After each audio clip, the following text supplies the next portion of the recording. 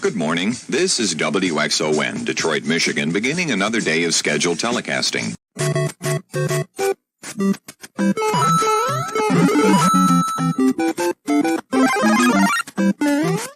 My mushroom!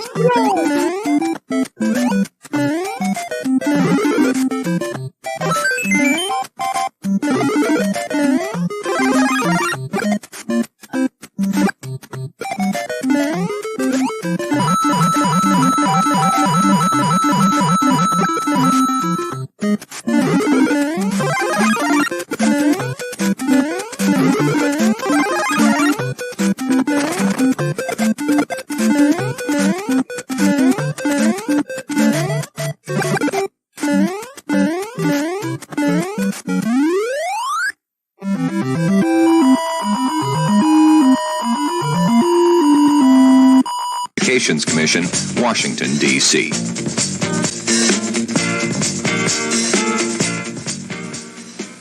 Yes, sir, we promised you a great main event here tonight. Andre, the China WrestleMania! Hulkamania is running wild! My God, what a It's not the world is watching! Do I look lonely? I see the shadows on my face. People have told me I don't look the same. Maybe I was right.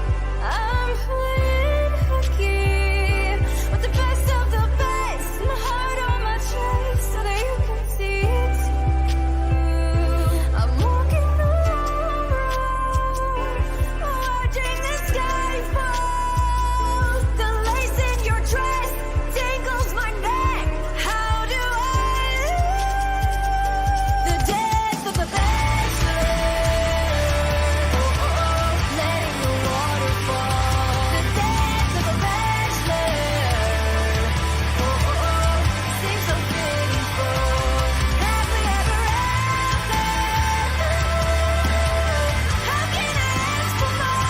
A lifetime of platter at the expense of the death of a bachelor.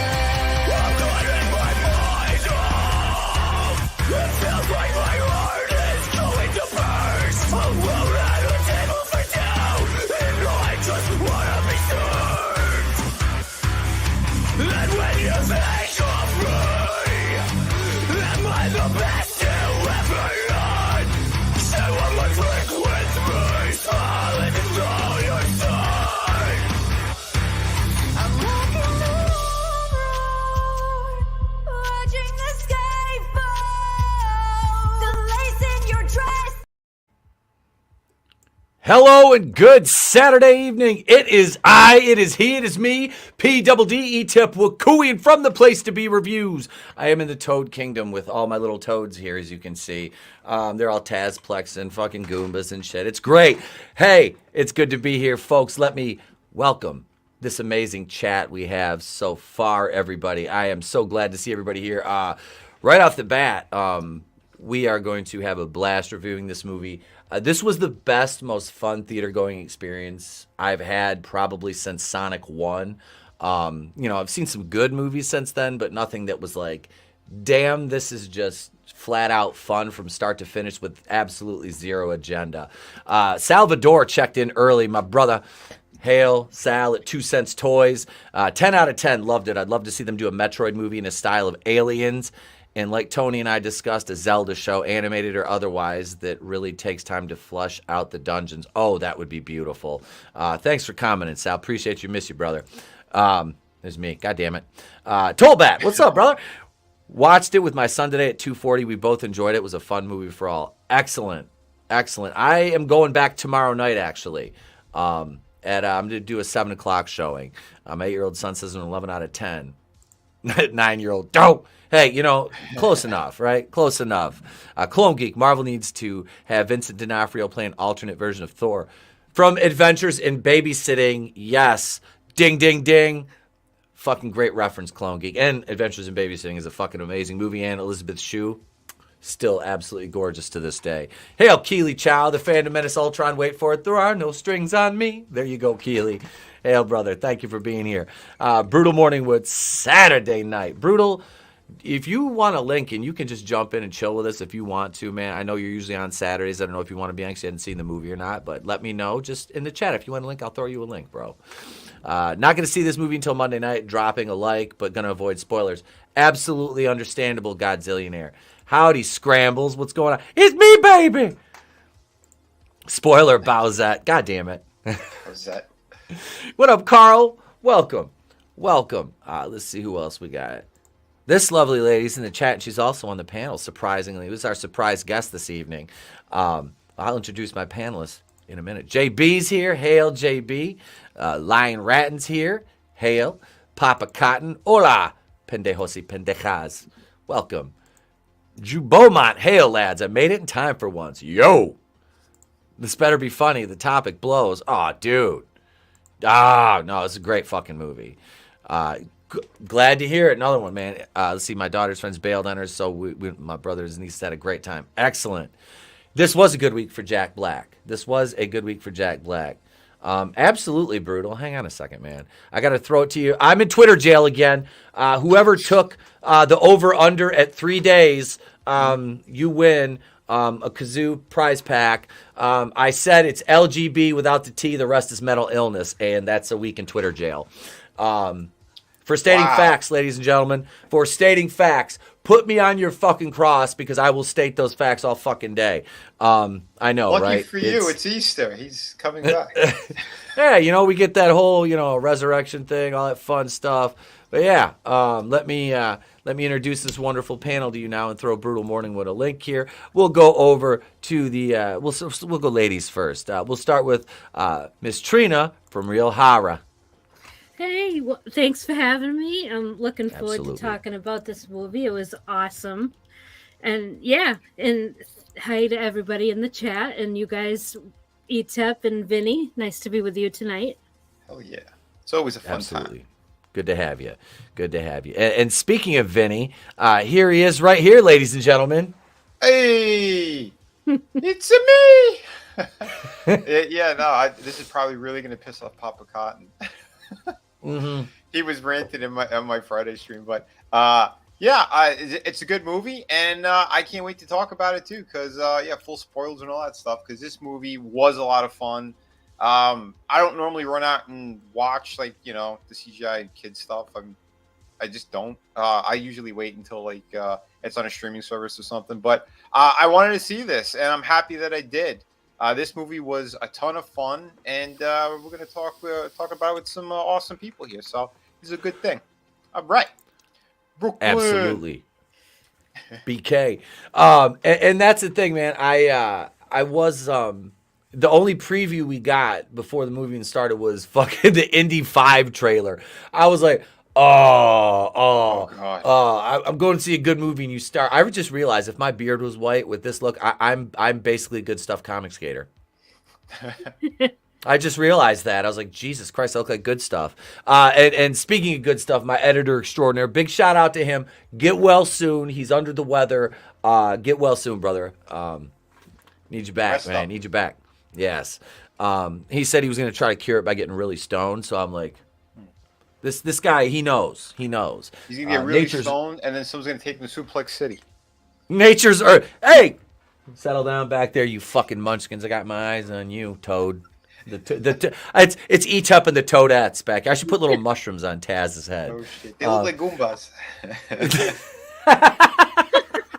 or whatever those things are. A bunch of little fucking Taz's. I should have done that with Goombas in the opening. I should have put Taz's head over. Missed opportunity. Had Michael Cole as Mario jumping on Taz. Oh shit! Check your DMs, Brutal. I sent you a link. All right, so I want to start out first by saying, I don't know.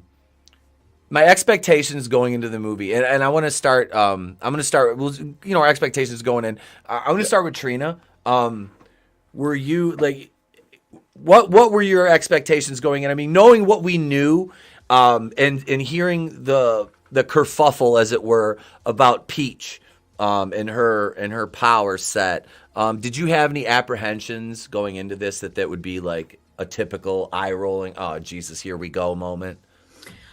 I thought that there would probably be a little bit of like the strong woman thing.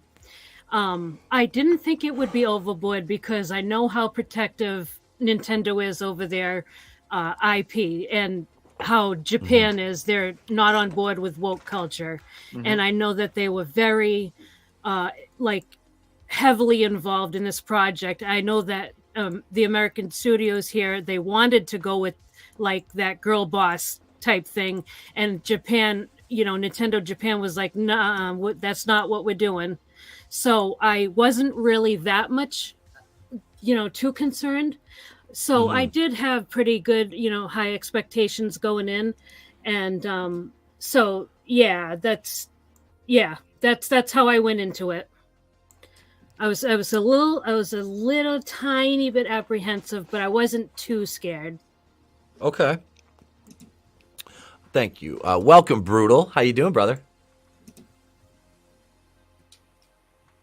Good talk. Yeah. Microphone Welcome. check 1 2 1 2. There you are. Hey. There you are, you beautiful son of a bitch. Yeah. Welcome. All right, Vin. Now, same Yes, question to you as I tossed to Trina. Expectations going into the movie? When I first saw the trailer, I thought it looked great. Then the next trailer came, and you see her with that outfit on, and she's got ready to go to battle and all that. Yeah. I'm like, yeah, it's gonna be some of that stuff in there, but same thing like what Trina said. Nintendo's very protective. They hate all that stuff. Then when it's over the top, so I knew they were gonna step in, and I'm glad they did. There's enough stuff there. Again, she's a strong character in the games, which she's like a playable character. I think since like the second game or whatnot. So I knew it was going to be some kind of balance in there. I don't think it was going to be just completely like that. Even though Chris was like Overton window. Well, then the Overton window would have been when she was playable in the second game. Don't you think that's when the Overton window would have been? I mean, come on. For what this is, I think it's for everyone. Again, she's a character that little girls can root for. You got the Mario Brothers. Everyone else can root for. It's there. There's enough. There's a balance. She's not a Mary Sue.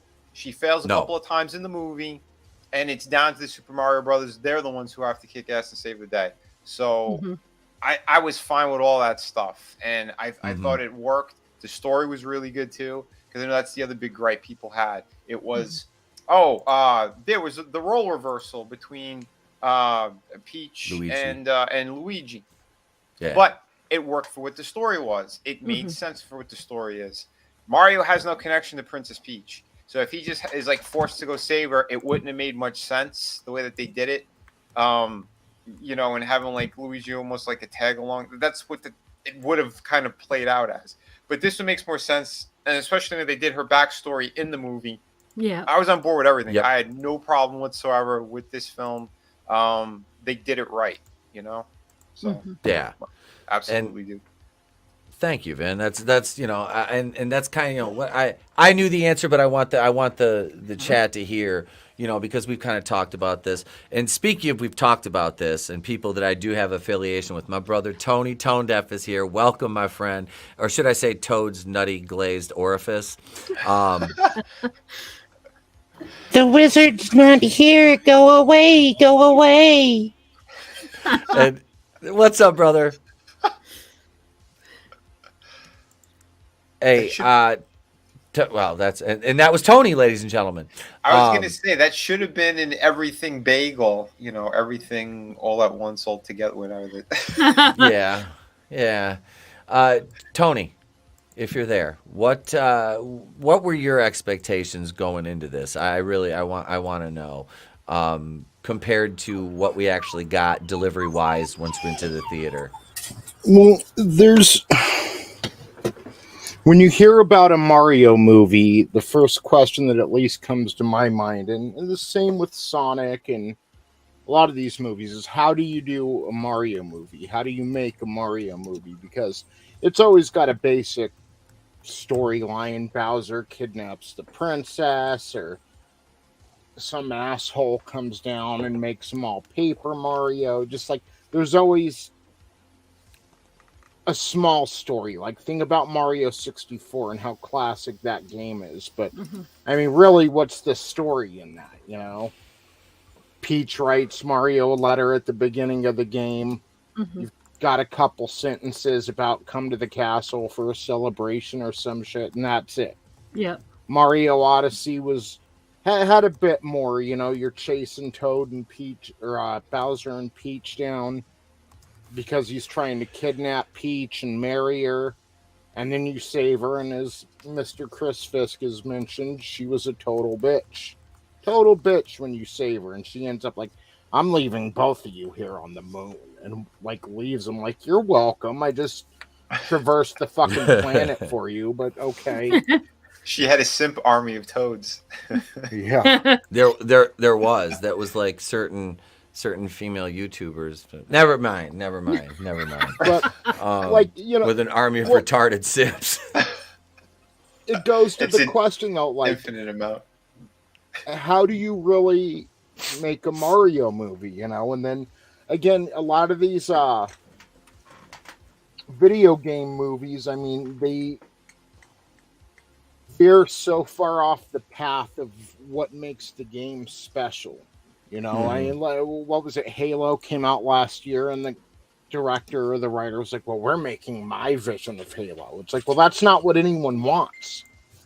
Right. You know, so really, I didn't know what my expectations should be other than I wanted it to do well because I looked so forward to the Mario Brothers movie in the 90s. The marketing was huge on it. I remember they had it on Slurpee cups, John Leguizamo and Bob Hoskins characters. And I mean, and then you get in there and it's just complete bullshit. Like, even as a kid, I'm like, this sucks, dude. Like, it's, again, they veer so far off from what makes the game special that you're like, this doesn't even fucking feel like Mario at all. It feels like some movie and they've borrowed a few assets, you know, even half-assed assets or halved assets, whatever you want to call it. It's not good. So there's a lot of ass in there. Yes. The whole movie is ass. So going to see this, I mean, it surpassed any expectations I had. It, you know, calmed any fears I may have had. And, you know, we saw from some of the trailers how they were incorporating aspects into the game. But, I mean, it was done just wonderfully. And I couldn't have envisioned a better Mario movie. You know, you can really tell they put everything into this, and that's what I mean when I say Shigeru Miyamoto, the creator of Donkey Kong, creator of Metroid, the creator of Legend of Zelda, the creator of Super Mario, and so much more. Star Fox, I believe, and just so much Kirby, just all these like well-known video game characters, you know. I mean, Donkey Kong. Look at Donkey Kong was a huge cultural phenomenon for its time, you know. Oh yeah, he is. He's the Walt Disney of what he does. Well, Donkey Kong. I mean, that's where Mario originally came from. Like, how we see him, like as he is now, was in the Donkey Kong game. Yeah, exactly. I mean, nobody, like, the world will be a lesser place when we lose Shigeru Miyamoto, but you saw his name all over the credits for this movie. You know, he had a big hand in what this movie became. And, yeah, I'm just glad that, you know, we were here to see it, you know, because it's not like the guy does video games, you know, but I mean, the Legend of Zelda was supposed to, the original NES Legend of Zelda was supposed to represent his childhood when he used to go and explore and he found a cave one time and explored it. And he tried to translate that into a video game, and that's what The Legend of Zelda was.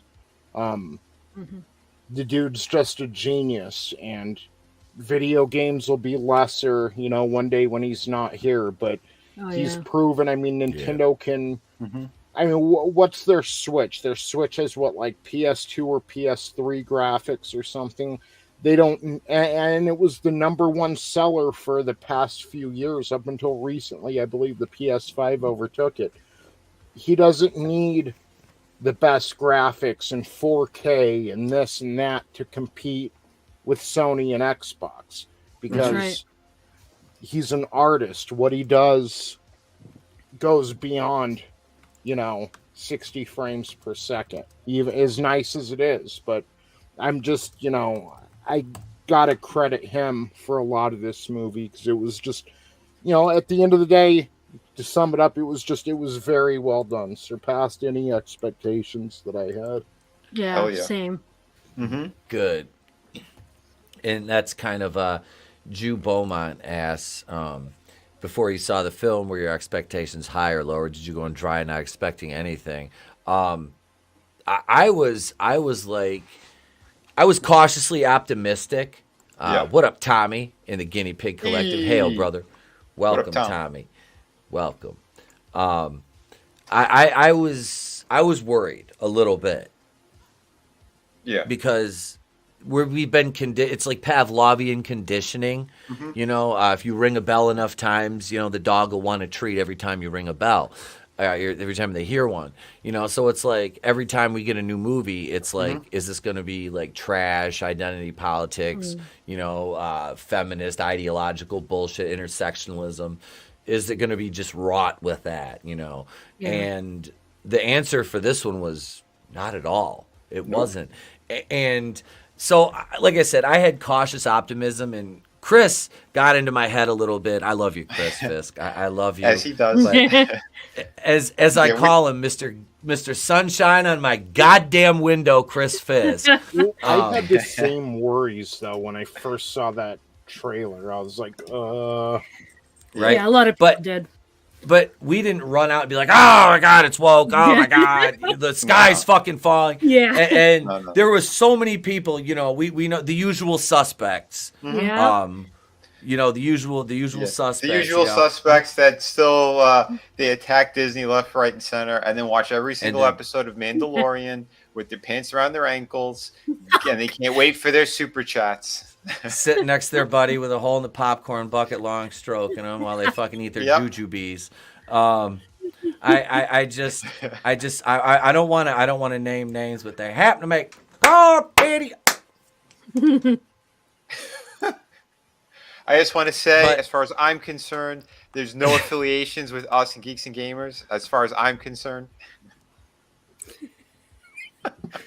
I'm looking for them. I can't find any. But no, I didn't have any expectations really of like I said, cautious optimism, but like knowing like I'm not as big into like the Nintendo anymore. I'm more of a retro gamer. So my, like I said, my newest console before Trey got his Switch from Santa Claus, in case he's still awake. I had a PlayStation 2. I was still playing N64, Sega Genesis. I got a jailbroken NES Classic, but that's it. And, we got the Switch, we start getting these games, and it's like, I downloaded Mario Kart after having the Switch for a couple months and Tony bitching at me. So I downloaded Mario Kart, and man, I got, kind of reinvigorated me, because like I've always played the regular Super Mario 1 and 2 and 3. Yeah.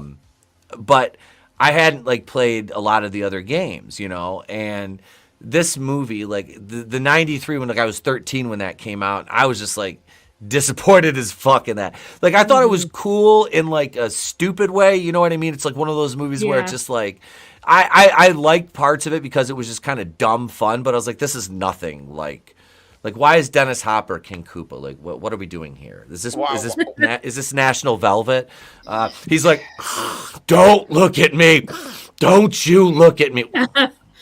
Settle down, King Koopa. Settle like down. they weren't even in the Mushroom Kingdom. It was like, was it Dino Hatton or whatever? Because Manhattan, Dino Hatton, like some cheap pun. Like, Listen, the big problem with that movie was too much Latino representation with that original one. So sorry, John Leguizamo. we have the right amount. I don't think a Spanish guy should be playing Italian. I'm sorry, John Leguizamo. Go cry into a pillow.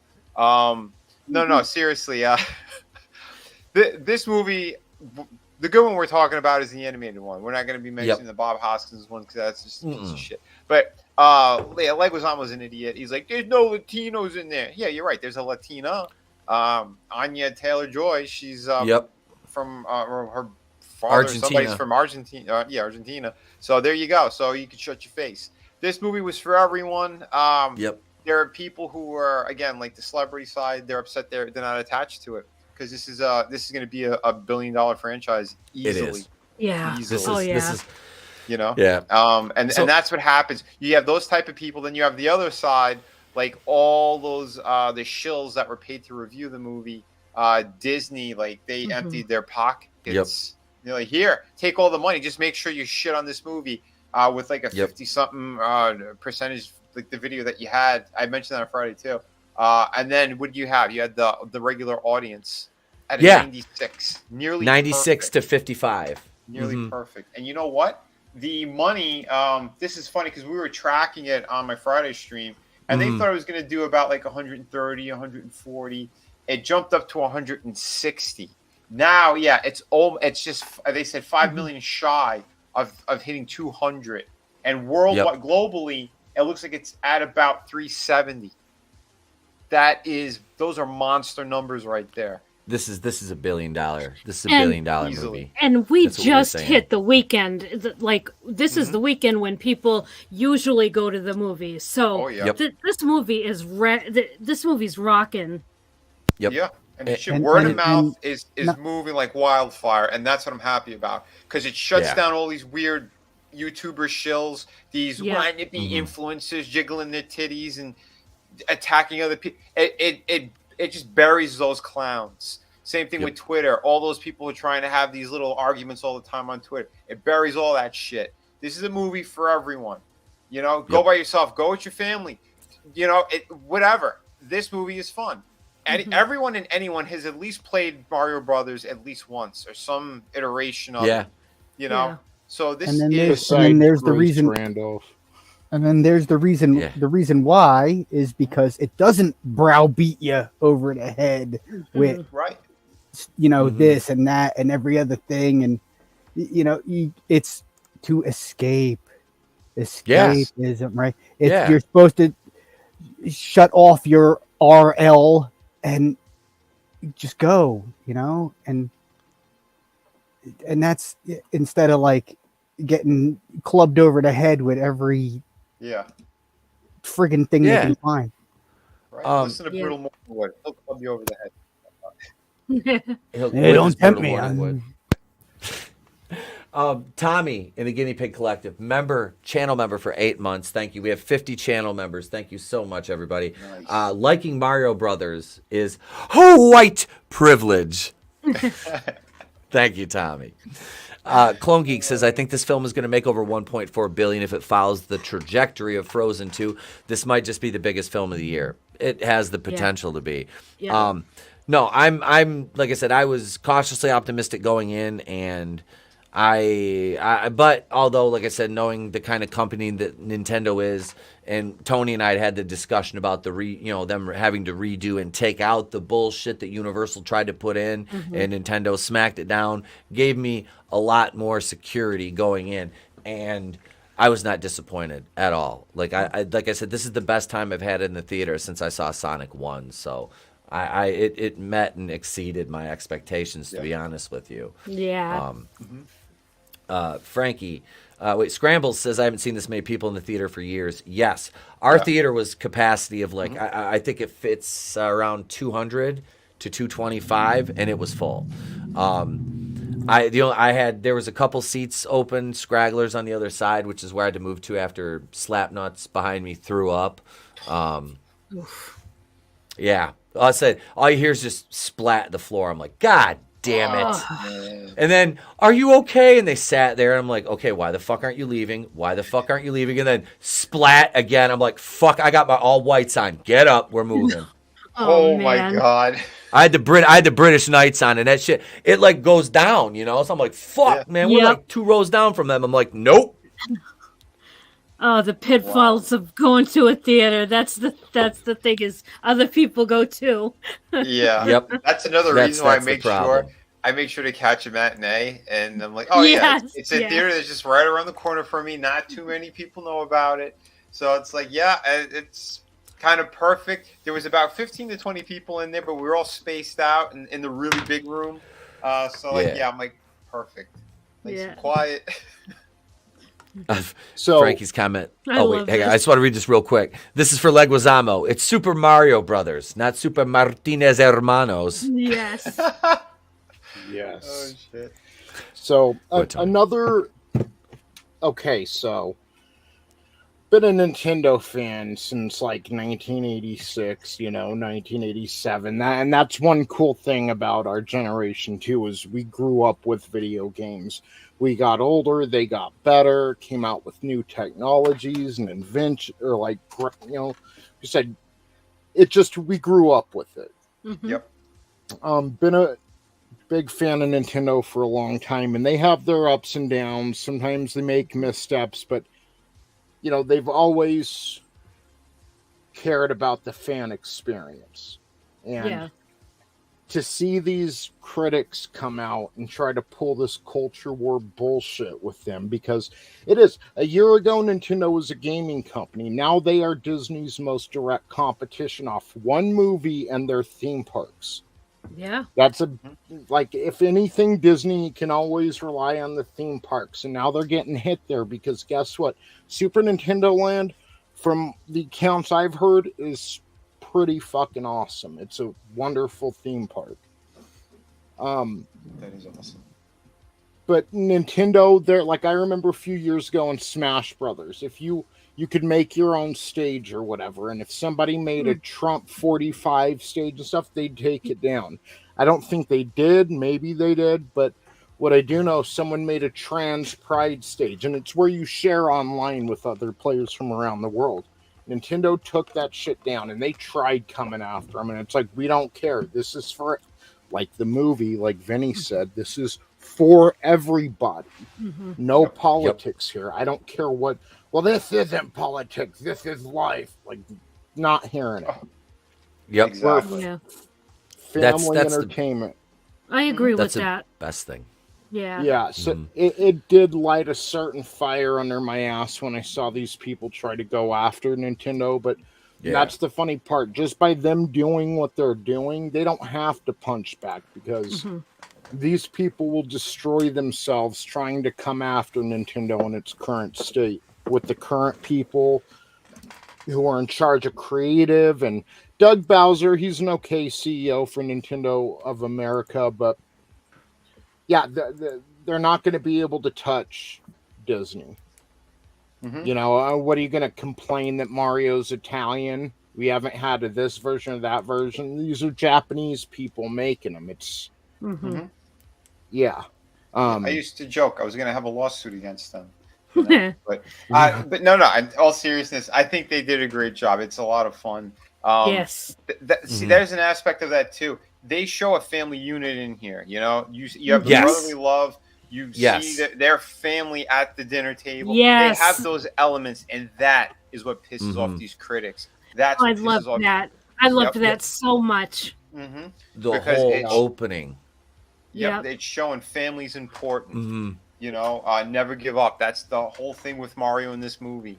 It's cute, it's fun, this and that, but Mario doesn't quit, and no one really puts him in his place either. Like, you think these big guys, he's standing up to them. He doesn't care. He's a little guy who he knows he's great at what he's doing, and he's going to keep kicking ass at it. And when he fails, he just keeps working and working until he gets it right, and it's awesome. There's so many good messages in there for kids, for families, and that's why it works. Yeah. Yeah, that was that was one of the things I loved so much about it was them all sitting around the dinner table. And of course, it's an Italian family, so it's a big family, and a lot of people around the table, and it's just awesome to see because you just don't see that anymore. Right. I mean, just the little banter that they have too. It's something that you would hear in any family. Never mind Italians. In any family, you would hear that same stuff. But like, look at how they did that too. Mario, spoiler alert, doesn't like mushrooms, and he's like, he's got like the pasta in front of him, and Luigi's like, I'll take them, and you see he's picking them out of his plate to give to Luigi. That's like something you'd see in any household, and it's hilarious. Oh man, there was so much good in this movie. Like just those little tiny details, like whoever thought of that, like that's just heart right there, I just loved it. I loved it. Well, it's attention to detail in a lot of for example, Disney, Pixar, whatever. They don't do those sort of things anymore. And if it is attention to detail, it's something stupid that you're not going to care about. That's not going to resonate. Yeah. It's something they want you to think, not what you're thinking of. Yeah. If that makes sense. Yep. Absolutely. And that was the thing. Like the way they started out the movie with the commercial. They were showing their commercial, which was. That was freaking great. How they're sitting there in the little, they were like the little corner pizzeria, I think it was, and they're watching it on TV. And then they got the guy that Luigi used to work for. He's bullied him since he was a kid. He's bigger than them, and Mario, kind of stands up for Luigi. It set the tone right there. And like you said, you go into the family scene. And then you start to work out their personality quirks and see how they're getting fleshed out, how they interact with their family. But before we get into it more, I mean, the commercial alone, let's pull that back for a second. Because everyone complained, he didn't do the voice. He does the voice. He does the voice for the commercial in the movie. So they got their plumbing business, and he hams it up there. He cranks up the accent. Because while they're watching it, right when they finish watching it, he goes, "Hey, Lou, you think it was all right? Did I do too much with the Italian accent?" He goes, no, it was perfect. It's great for marketing. Blah, blah, blah. Like, that's the fun stuff about that. And then who's next to them? Yeah. They have the cameo of the original voice actor. And he's in there, woohoo! And, I was going to say, he's the guy kept going, woohoo! Yeah, he's there playing one of the arcade games in the pizzeria. Yep. Yeah. Fun stuff. Yeah, there were a ton of Easter eggs in this movie. That was awesome. Yeah. Mario playing Kid Icarus. He's sitting on his bed. And he's with the controllers. Dude, that was, again, it's the chef's kiss. This movie just, it hit everything that you want, It's cute. It's fun. It's got good messaging in there. It checks off all the boxes. Yeah. But checks the boxes in a good way this time. Yeah, not the normal box checking we're used to. It checks the boxes positively. Positive boxes, yeah. Positive boxes. Things that actual fans want, not things that the marketing companies think that the idiots on Twitter want. Because that's not reflective of what. And it's a good thing that they went this way because it's going to assure them a financial windfall, basically, and open up the door for their cinematic universe. And we were talking about Mario and his voice. Chris Pratt and Charlie Day both knocked it out of the park in this. I mean, I couldn't picture anyone else doing the voices, especially Charlie Day doing Luigi. I wasn't sure about Charlie, but I'm not an It's Always Sunny guy. So my exposure to Charlie Day has been Horrible Bosses 1 and 2. I watched the first season when It's Always Sunny came out. He's funny, but I hadn't seen him in as much as many different things. So I was like, I was like, man, it just seems weird. But the same could be said for Chris Pratt playing Mario. Yeah. So, but no, he was great. Side note: start watching Sunny and Philly again.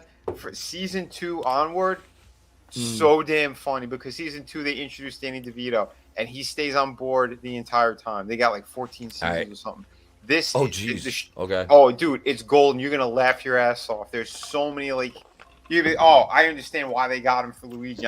We need him in more comedies. Like when you see that, you're gonna want more of him because he is that funny on that show. I liked him in Horrible Bosses 1 and 2. He's fucking like that insane kind of comedy. You know what I mean? And his like delivery, his delivery, it yes, works so well because they said delivery, that too, inflection. Yeah, they go, and it transferred. He goes, did you put your own kind of like cartoon voice on it? He goes, my voice is a cartoon character. Yep. So and that's it. I was born for Luigi. He really didn't have to do, but it's his inflection. Yeah, it works, especially in his interactions. Speaking of voices, Bowser, Jack Black, dude, wow, motherfucker is a talented ass musician. I don't care what you say, dude is a talented musician. He is. Yep. Going back to Tenacious D, School of Rock. I mean, his Elton John in this was. You know what I mean? He had the little. His shit was so good. Yeah, that's so another good. reason. Another reason why I wanted to see this movie early, because I know people are going to put spoilers. They're going to start showing these clips and stuff. I thought that was golden, man. I laughed my ass off. That song came out of nowhere. Him on the piano. Yes, dude, that it worked. I'm like, all right, they know what they're doing. They know what they're doing. So exactly. And he was fire. Scramble says, I really enjoyed how wholesome the movie was. My 6 and 11-year-old nieces loved it. My 12-year-old daughter loved it. And so did my brother and I. And that's it. There was, I really like, I heard like there was a couple teenagers that walked by me and they were like kind of griping about it when they left. But I'm like, they're like 13, 14. So they're in that age where they're like everything sucks anyway, you know. God, unless it's something. I mean, they're 14 years old and it's 2023, so unless it's something stupid, it's probably like actually good. Yeah. They're kids, but so their honestly, hormones are changing. They don't like nothing. Yeah. You see, that is funny. That is funny because it's like you said. Like I imagine like the writers' room or something. You know, these guys are. These people are putting the movie together and they're going, oh, wouldn't it be funny if this and wouldn't it be funny if that? And he picks his mushrooms off. He doesn't like the mushrooms, this and that, like instead of, let's make him absolutely inept and we'll, do this and we'll do that and we'll emasculate him at every turn and, whatever the hell the other faction is doing. That's exactly it. Yes. Speaking of inept, that's a great segue into, the first call that Mario and Luigi get for their plumbing business. Holy shit. Okay, so the way there when they have to run because the van doesn't. Okay, dude, I love that. I love that. Yeah, their van start and they're like, we're not going to be late on our first big gig. This is our business first day. So they start hightailing it. You got Luigi's behind because he's got all the gear. He's got all the tools. Yeah. You have the like a side scroll platform thing. Yes. Mario goes to a construction site. He's going hopping over shit, running on things. Yep. He unlocks the door for Luigi. He helps him up out of things. It was awesome. And then he slides down the one pole. Opens up the door of the fence, and where are they in front of? They're in front of a burger place. Burgers. Castle Burgers. Yeah, Tony. Yes. That was so fitting. I was like, "That's the first level, shit." And the whole time, what are we listening to? The Beastie Boys. Yes. Yep. Dude, perfect. The music in this, I was too. And when that guy was like, "Oh shit!" And even Trey was sitting there like, I was like, I'm so proud my kid knew every song in that fucking movie. I'm like, I'm doing parenting right. But that scene was great. And they get to the apartment and and first of all, somebody didn't understand that scene. Well, that's just a car.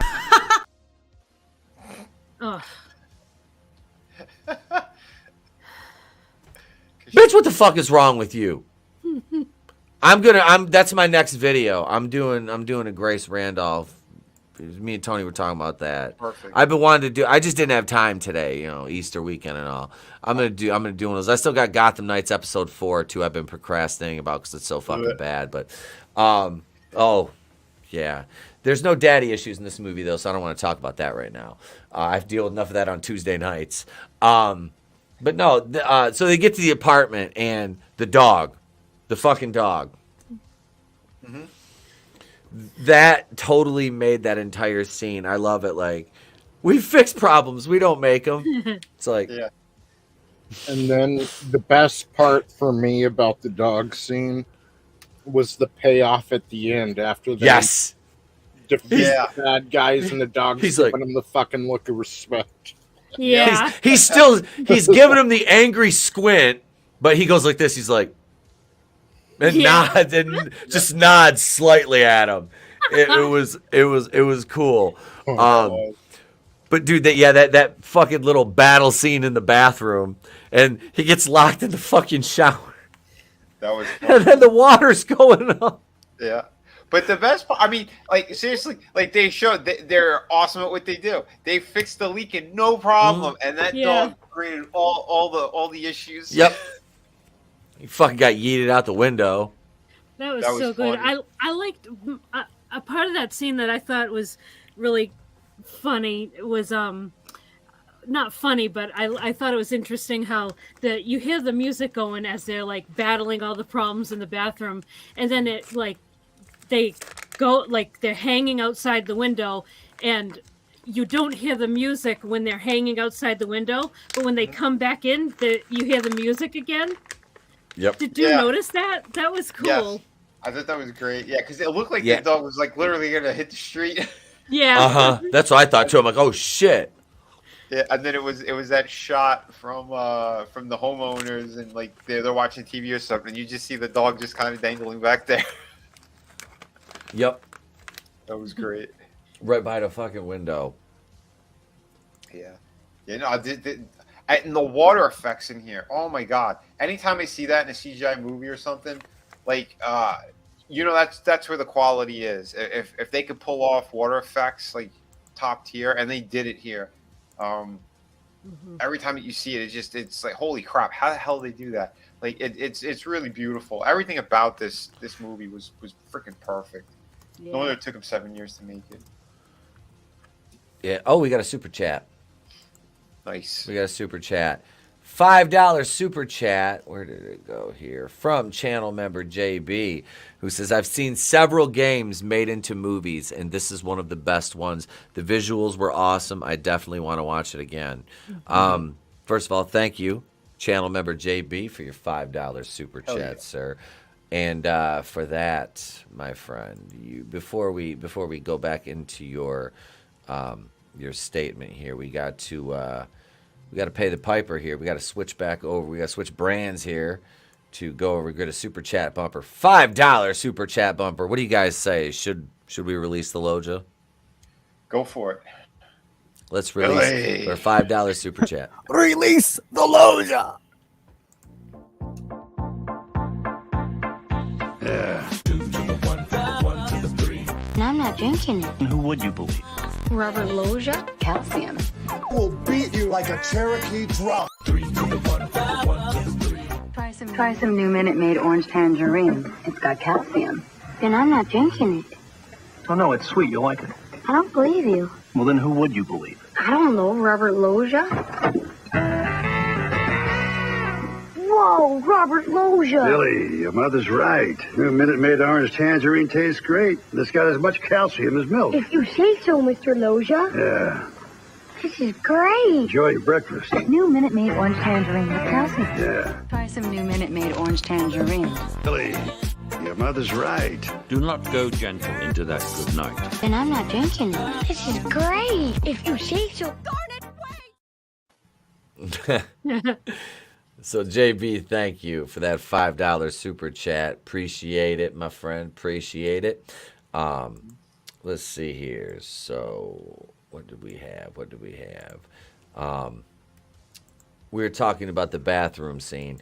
But JB says he's seen several games made in movies. This is one of the best. Definitely want to watch it again. Yeah, I'm going to see it again tomorrow night. Yeah, the kid's got 2 days left on. He's off school on Monday, so just him and I are gonna go tomorrow. Because, like I said, I missed a lot of the Rainbow Road scene because that's when I had to switch seats because of the yakety yak, don't throw up behind me incident. Yeah, Splatosaurus fucking Rex back there. So, yeah, I'm going to go see it again tomorrow. And when it comes out, I'm buying it on Blu-ray, absolutely. Oh, me too, dude. Yeah, this is one for the collection. Yeah. Because this is going to be part, and this is where it's important to physical media, not only, but this is a company that if you want to see good entertainment, you're going to put your money behind. Yeah. Is Nintendo. Yeah, absolutely. Yeah, I know Trina's been building up her physical media collection again too. So yeah, I'm working on it. No doubt, this will be in that pile. Yeah, this will be a universe, so you might as well start collecting them from the beginning. Yeah. And can I bring up, when the first 2 Iron Man came out, Thor, Captain America, you were wondering, like, all right, how is an Avengers movie going to work? We hadn't seen it yet. So then you get fast forward to like Justice League. It's like, well, we know how that's going to work. We've already seen a couple Avengers movies. It's been done before. But if it's true, they're talking about maybe building up to a Super Smash Brothers movie at some point. That makes me wonder, how is it going to work? I'm kind of back into that, I guess we're back into that unexplored territory, so they may be making a universe, but, like Smash Brothers isn't like the Avengers or the Justice League, it's everyone kind of fighting each other. And I don't know if that's what the movie will end up being or not, but it makes me wonder, it's something we haven't seen again, which is nice. Yeah. Yep. But I've been saying stuff like that as well. Just real quick, because I said that's what's going to really fix a lot of cinema. It's going to be once people tap into that CGI vein again with these type of movies. Because I had this conversation a very long time ago. I said the way that Marvel's going to be able to really stay on top, because they said that the Marvel Cinematic Universe is going to fall on its face. I called it kind of early on. Yeah. It was only a matter of time. After you hit the really big movies, it's hard to keep going in that direction. So they're going to have to tone it back down. Things are going to flop, whatever. We know how bad it really got. But that's besides the point. Like, I'm done with that shit. But I say if they were to, be saved somehow, it would be going through the CGI type or fully animated movies. Spider-Man proved that. And Marvel and Disney, they're still too stupid to see it. And then they're starting to poison that. Like, you had one good movie that it won an Oscar, broke $1 billion, Into the Spider-Verse, and we know like the sequel's already it's loaded with shit, loaded with agenda. So that's why that shit's gonna fail. But again, Nintendo, it's more wholesome. They're gonna be able to do it the right way. As long as they keep going in the direction that they did with this movie, and that you keep it wholesome for everyone, you don't stick any of that weird shit in there, they are gonna dominate. Sorry. Go ahead, Dream. Brutal. Brutal morning wood. Go read your own comment, Brutal. I'm wondering how they're going to pull off Duck Hunt. How are they going to pull off Duck Hunt movie? Bunch of rednecks in a swamp with an annoying fucking beagle. Can we workshop this? Into like it's going to be like Doom? Are they going to run around just blow ducks away, or like what? Dun, dun, dun, dun, dun. That fucking dog. Yeah. That's what I said when you said dog earlier. You were talking about the dog, and he did the nod and stuff. I was wondering to myself, was it the dog from Duck Hunt? No, it's a different dog, but oh man, I wonder. I mean, they could use that dog, but I think fans would probably be like, "That's not the right dog." Yeah. Oh yeah, people would have been talking about that. That would have been the problem. That would have been the problem. Carl says, I don't think it can be a Duck Hunt movie. A scene. Yeah, they could do like a quick blink and you'll miss it, like homage scene. That would be kind of funny. Like if they did that, like just one quick scene. Maybe the dog busts out and goes. I bet they lean in with the Donkey Kong movie now. Tony, didn't you say that was the one they were speculating about? Well, I heard it was that one and Luigi's Mansion. Oh, Luigi's Mansion. Okay. Oh, because that would be a little bit of horror. Yeah. Wait, is right what up would your it be? alley. Yeah. A little bit of horror. There we go. There we go. Dude, it would be perfect because, again, like what happened in this movie, you had those little moments, you know, and they were great. They were funny as hell when he landed in the bad area and he ran into the castle. Dude, like that was great. That was so well done. Mm-hmm. All right, so we've got we got through the scene. Now they wrecked the bathroom. You know, they wrecked the bathroom, and they're obviously, you know, not too happy about their first job going so awry, as it were. But all the water mains are breaking all through Brooklyn, and they decide to help. Mario wants to help out. Yeah.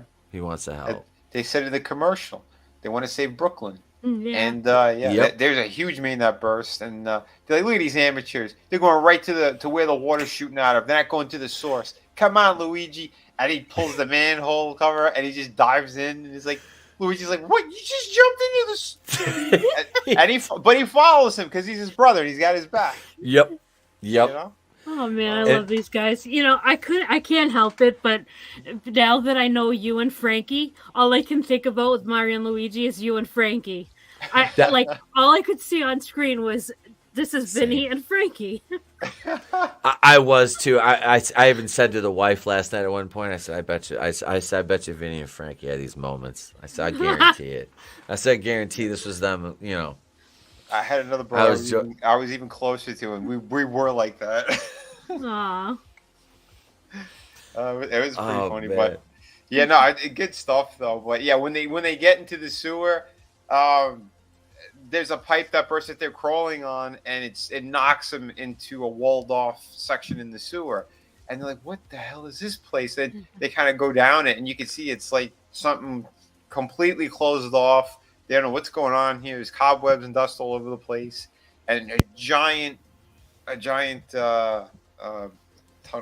tunnel, whatever. One of the pipes, like the warp zone too, right? Yeah. No. Yeah, and Mario walks past it, but Luigi, he kind of he took a look in there, and then he's calling for him, and he's not answering, so he goes back and he sees the wrench sitting in the pipe.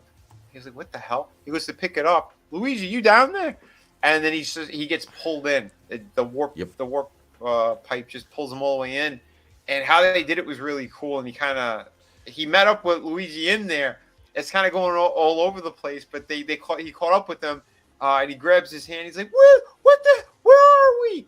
He's like, it doesn't matter where we are. As long as we're together, nothing can stop us. And then their hands get separated, and they were pulled into two different pipes. Like the one splits. Yep. But and then Luigi, he gets dumped off in a very dark, lava-filled area, and Mario lands in the Mushroom Kingdom. So that's how they had separated them. But it was good stuff there. Good bonding stuff. Look, it's a me, it's a Frankie. Oh shit. But yeah, so that scene, like they're holding on, you know, it'll be fine as long as and then they split. Yeah. That I love like when you said when they swung down into that little before they go in the tubes, like because you go in there and it's like, oh shit, this is a warp zone. All right, so you know, like because you're waiting for it's like when they jump down the manhole, you're like, is this it? No, that can't be it. Just a manhole, you know. And then they show you're waiting, like, is it gonna be the shower drain? Is it gonna be that? You know.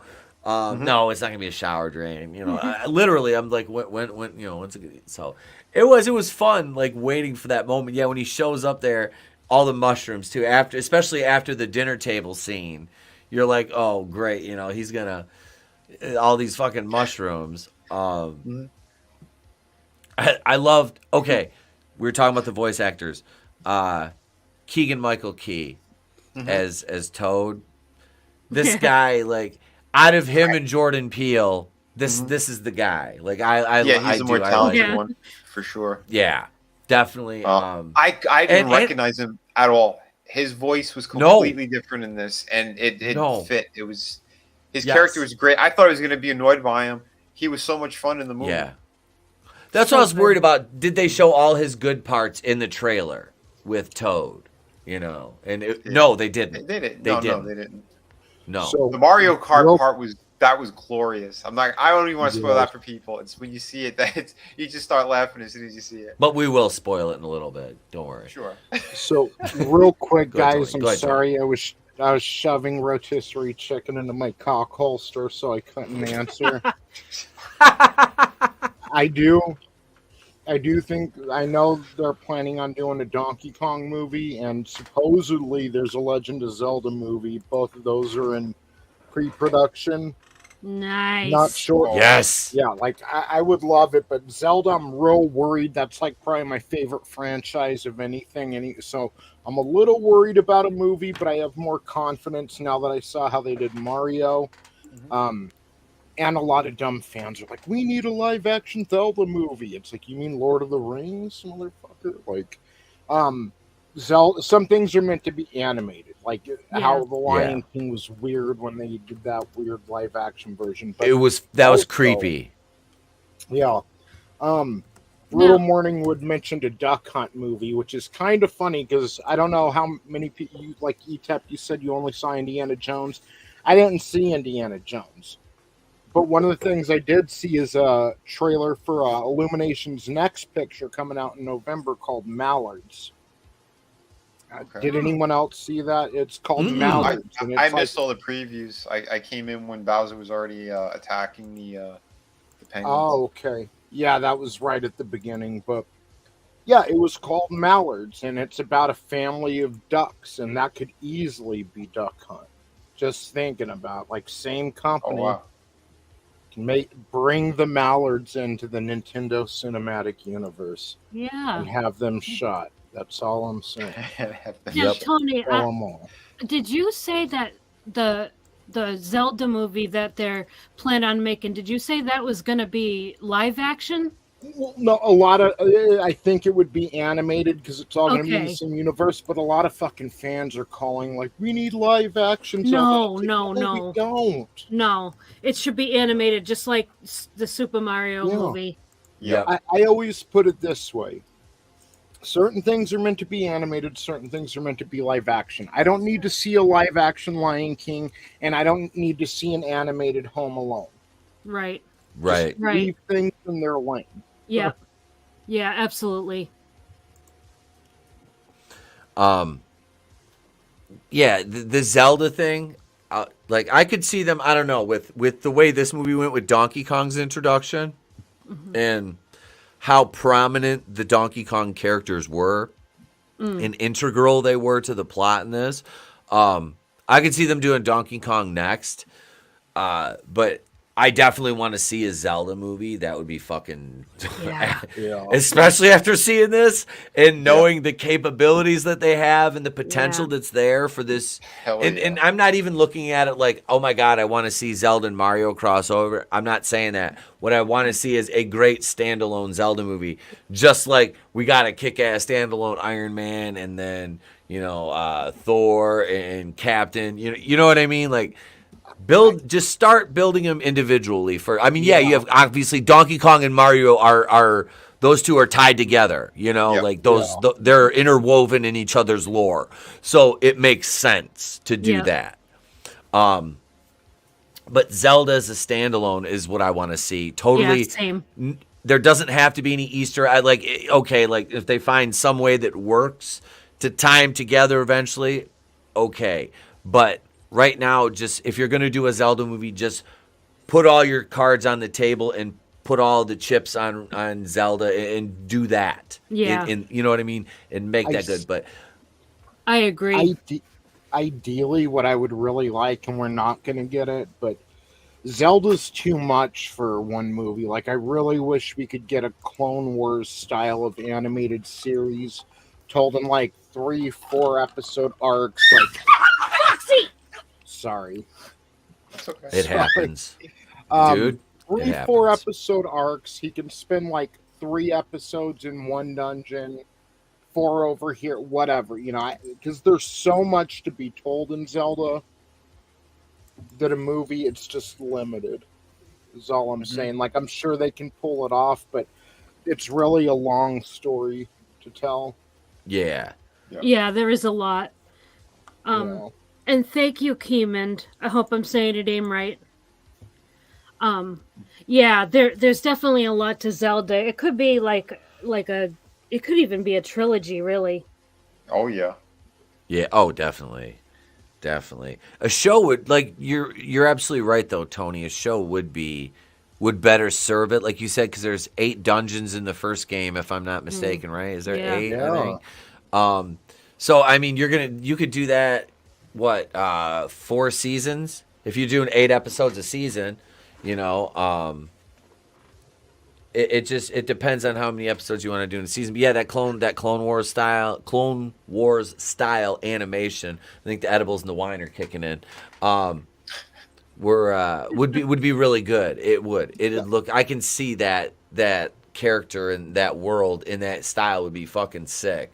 Because like, even if it's not the exact same animation style, which I wouldn't mind, but they would tell 3-episode arcs. They would tell like stories contained within a few episodes, and then it would move on to something else. Like maybe you've got Anakin and Obi-Wan doing this, and then they'd move on to Anakin doing that, or Padme over here, or Ahsoka, and that's how I'd like to see Zelda. It doesn't just have to follow Link, you can show what Ganon's doing over here, or what Zelda's doing here, and like, I think that would, like, if I had my way, that's what Zelda would be, and you could even incorporate it into the same universe or whatever. I know a lot of people are like, well, if I'm watching the movies, I shouldn't have to watch a show, and I get that, but still, I think, like, for creativity's sake, that would be the best, because like Zelda, again, it's a long form story. Yeah, that's the way it should be told. It would be, you know what I mean? Like, it would be better served that way.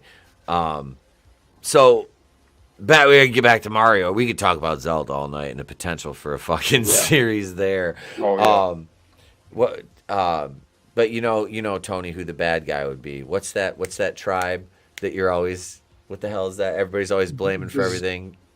The Zonai. The Zonai. It'd be all the Zonai. It'd be like a J.J. Abrams. But who are the Zonai? Mystery Box. Mystery Box. I need that fucking gif. God damn it, JR. Damn it, JR. By God. All right, back to Mario. So he shows up. He's bouncing off the mushrooms, and then Toad just pops out. And he's just like, hey, let's go. I like Toad's got his little frying pan though. I do like how Toad is always prepared for any situation. Like, I know. This guy, his what is it? His little rucksack there. Yeah. He's got a little rucksack. He's got his tools and stuff. Oh man, I love Toad, and he's like that in the game in some of the games as well. Some of the newer games, and he's even got his own game. He's got. He did. Yeah, if I had a nickel for every time I was bouncing off the mushrooms and my Toad popped out. That's all I'm saying. Yeah, right? Like I can't remember how many games Toad had of his own. Like, I know he's had some mini games inside the Mario games too. But yeah, Toad is cool. Toad. Yeah. Captain Toad's Treasure Tracker is the only one I know about, but Yeah, I know about that one. And to the other side of it, what's up, SMG3? Hail. You had Luigi showed up over in Bowser's territory, and the skeleton turtles, little zombie turtles, little Koopas. That shit was fucking great. Yeah, those were great. That was great. They're fucking chasing him around. Oh my god. Yeah, I love he smash. There was like that in the game though. You jump on him. You're like the first time. You remember that you jumped on one, and you're like, it's dead, just like everything else. And then you're like, wait a minute, this bitch just regenerates. It's like, yeah, son of a bitch. God, I loved the cat and mouse game he was playing through like the like almost like burned out forest because it was just like husks of trees and stuff. Yep. And you know, Mario, what did you guys? What was your first like? What did you think when you saw like Mario, like when they met Peach? Like, what were your thoughts about that? Whoever wants to go on that one first. Ladies first. Okay. Well, I loved how Toad arranged it so that Mario could get in the castle. That was just a cute little scene. That's cool, cute for kids. You know, and then Mario gets in the castle, and it was like they kind of led you to believe like Mario and Peach were like this long lost couple, but then they meet and she's like, well, wait a minute, who the hell are you? That whole interaction type thing. And yeah, I liked that. I liked that because it kind of subverted expectations, but not in like the cringy way. They did it in a good way. It's like, no, we shouldn't expect that they should know each other. And I thought that was really well done. Yeah. I'm going to echo that for sure. I thought it was great because that slow motion and then like you see them like staring at each other in the eyes. It's almost like love at first sight type of thing. Like they have that and then they played it up again, like you said, in the other way. But the thing is, she's still like, oh my God, you're human, right? And she's like poking him in the face. Yeah. She grabs his nose. Yeah. She's like, you're tiny, but you're human. You're a human. Yeah. Because there are none there. It's just her, and that's again that plays up great too when they do her backstory, which is that was really cool. Yes. Yep. Yes. It made sense. Yeah, and that was another thing was go ahead, Tony. I'm sorry, or Vinny. Yeah, no, Tony can jump in. Yeah, go ahead, Tony. Hold on. What? Oh. It was about when he first met Peach. Yeah. When we first got to meet Peach. So he's like Mario said he could eat a peach for hours. It was when Mario was breaking in, right? It like after he got past the guards and stuff, it showed Peach like talking with the other Toads and stuff. I mean, what I mainly remember is I was kind of thinking like, oh no, when it had Mario running towards her and she like pulled that move, flipped him over on his back, and then was like, God, you're so short. Because they kind of look, I'm all for comedy and humiliating the lead a bit, humiliating the hero a bit and then building him up. But I was a little worried at first. And it's just because so many franchises have, just pulled stupid shit. They've humiliated males in order to make females look strong. So that ended up not so. What I liked about this is it was kind of like that at first. Like, but you're so short, And he's like, thanks. No one's told me that before. But then by the end of the movie, she was like cheering for him and he was cheering for her, one thing about this movie, not to get off the subject, but everyone had time to shine. Yes. Which is what I liked. Yeah. Without putting anyone else down. But, yes. But absolutely. It's like you said, and it's also like you said, though, because she does start, like you could see that she's caring about him more and more, especially when they go through the obstacle course. He keeps screwing up. He doesn't want to do it because he's got to eat the magic mushrooms that he's like he doesn't believe it at first. And then when he does, he grows. He's bigger than her. And it's like, oh, my God. She goes, yeah. The only thing is if you do get hit, you're going to lose that.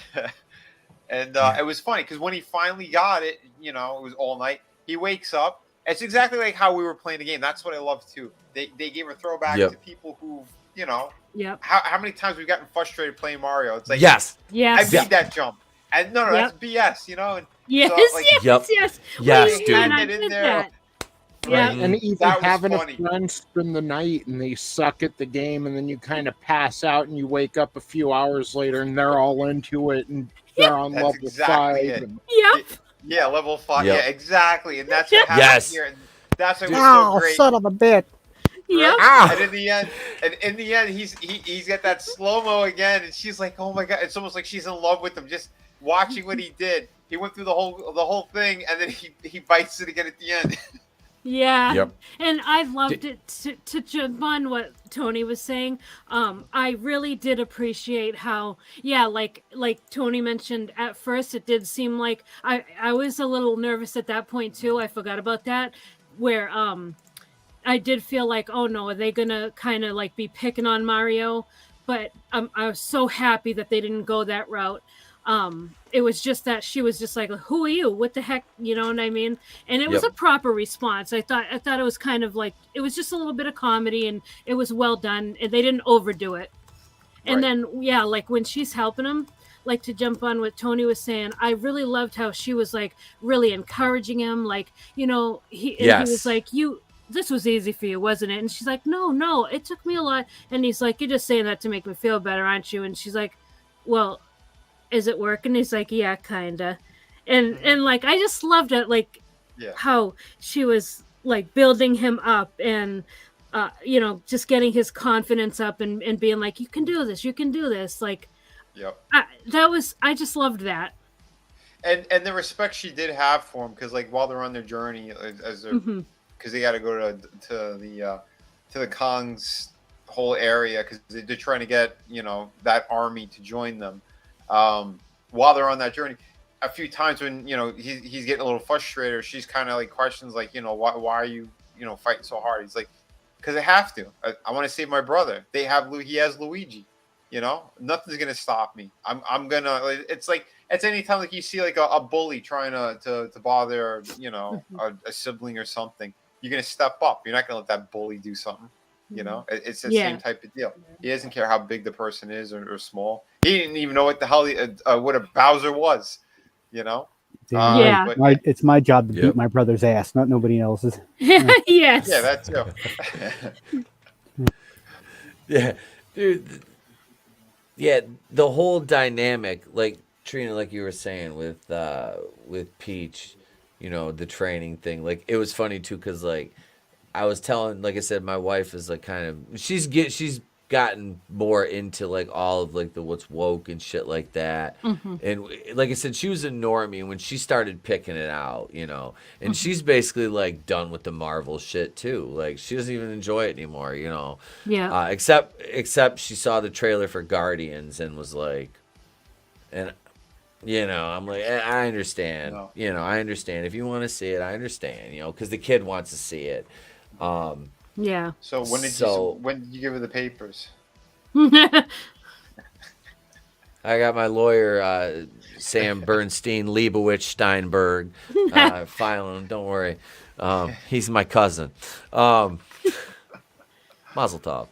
But no, Jacob. we were Maxwell Jacob Friedman's my lawyer. He'll body slammer. Anyway, we were talking about the whole like. You know, I was like, well, I was talking about how like Chris, you know, he was under the impression that she's basically, and he's dead set in the opinion that she's going to be like, and then a girl boss kind of thing. And then, you know, she fucking watched the movie and she was like, she goes, that was like playing the video game. She goes, how many times do you fail before you get it right? That's exactly what you guys are saying. Yeah. And it was just funny that she made that analogy because like even her, like a novice video game, you know, into the video, because she never really played video games as a kid until we got together. And you know, I mean, she did occasionally. I mean, she knows what the game is and all that. She played it a few times, but wasn't really much into video games, obviously, her or her brother. But every kid played Mario Brothers. So, you know, she was like, yeah, you have to fucking work before you get good. So she was like, I didn't take that as them like belittling him or making him look stupid. It was just working to get better at the skill set. Yeah. All right, Tony, you got it? Yeah. So right, I'll be right back. Yeah. Okay. One thing I wasn't expecting either, and I had listened to Jeremy John's non-spoiler review, and he said if there was one thing he could change about the movie, he didn't see why anyone had to really be kidnapped, and mainly because, well, number one, Bowser wants the kingdom, so it's not like he was holding Luigi hostage or using him as leverage or anything. But he really wanted to see more of Chris Pratt and Charlie Day on screen together because he really liked their dynamic. And the way Jeremy Jahns presented it, like, we actually got more Mario and Luigi together than I thought we would. Like, I really liked how they ended this movie, like that final scene with Bowser. Mm-hmm. And Yeah. you've got Mario all beat up, yeah, and he's like watching their commercial, and then he gets up and he goes to fight him again, and there's Luigi, and the brothers together battled Bowser. I really liked how they pulled that off. Yeah. Me too. That was glorious. I mean, that whole I was not expecting that ending. I'll be honest. Oh yeah, I same here. I wasn't sure how they were going to end it. Yeah, that was crazy. Because you have that kind of big moment, and you know he's kind of Bowser's going to get his way. They're going to have this wedding essentially. But I mean, are we jumping too much? Should we pull it back a little bit and get back into the Donkey Kong scene? Is that where we left off? Okay. Yeah, like they were on their way because they saw that like that the penguin kind of I forgot the name of the thing, but like their whole kind of kingdom got overtaken. Penguin army.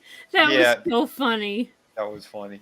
But Bowser was making his way over, and he was going to start to he was going to get them, and they needed help, so they went to go to the Donkey Kong kind of section there, and the Monkey King there, and they were asking for his help, and he didn't want to help. And it was very Chris Fisk like or Etep like. He's like, no. Yeah, I'm not giving my army away to you.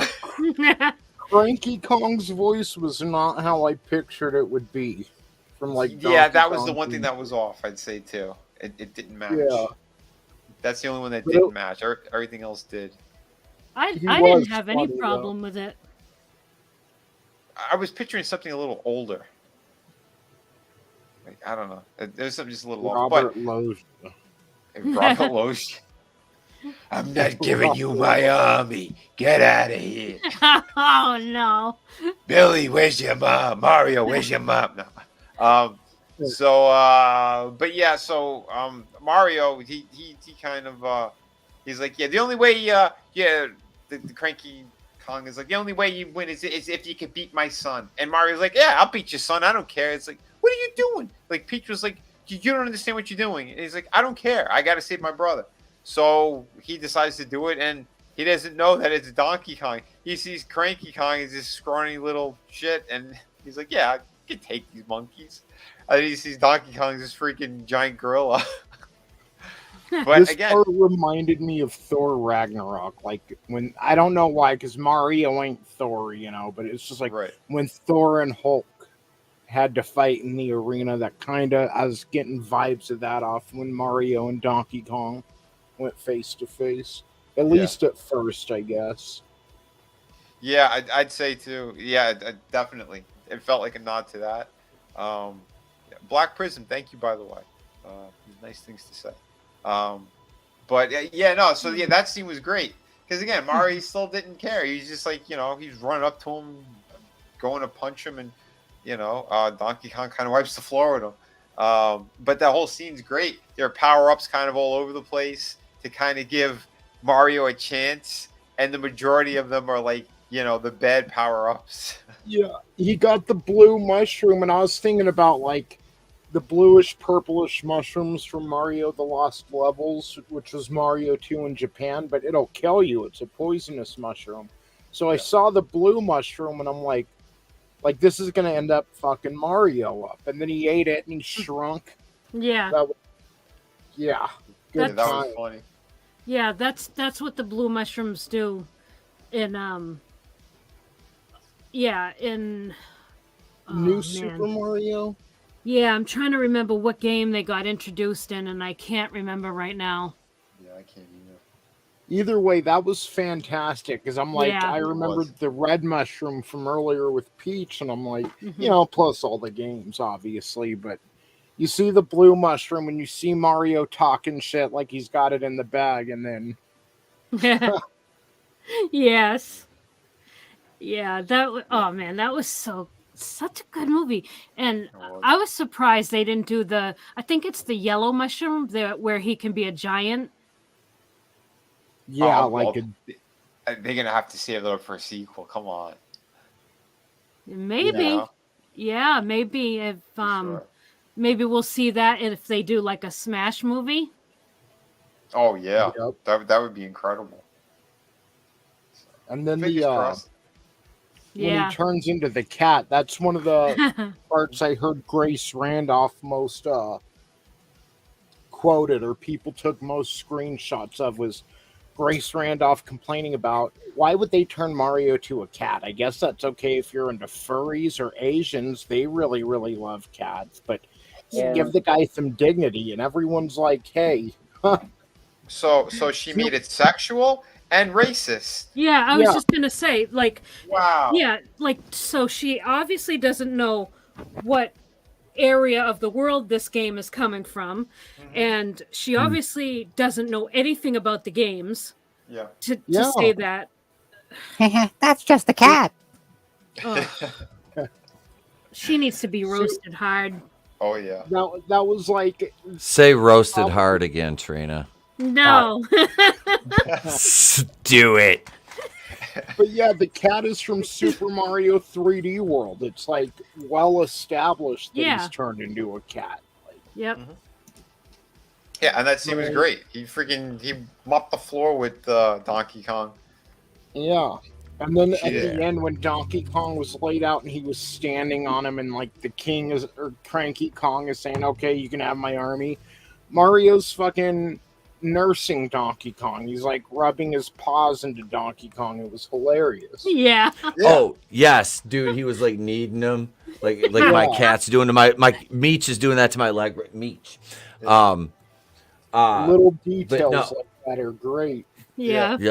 And Peach and Toad, they both look at each other. He's adorable. Yeah. Yep. Dude, Hail Black Prism, first of all, thank you for your comment. Let's see, wait, this really is nice. You chose to put smiles on so many faces, the noon to help those through the worst times, the night to inspire those to achieve their goals, never give up, have a nice day. Enjoy and stay safe. Enjoy life. Thank you. Thank you very much. Thank you. I try. We all do our best. And to these wonderful folks around me. Like I said, it's not me here, it's we, because without the we, there's no me. Oui. I don't know.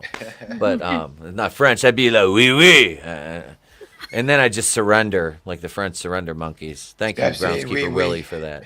Oui. I feel like I'm fucking Ron Gashman. Where's Gashman? He's on the shelf. Meech, get Gashman, you lazy bastard.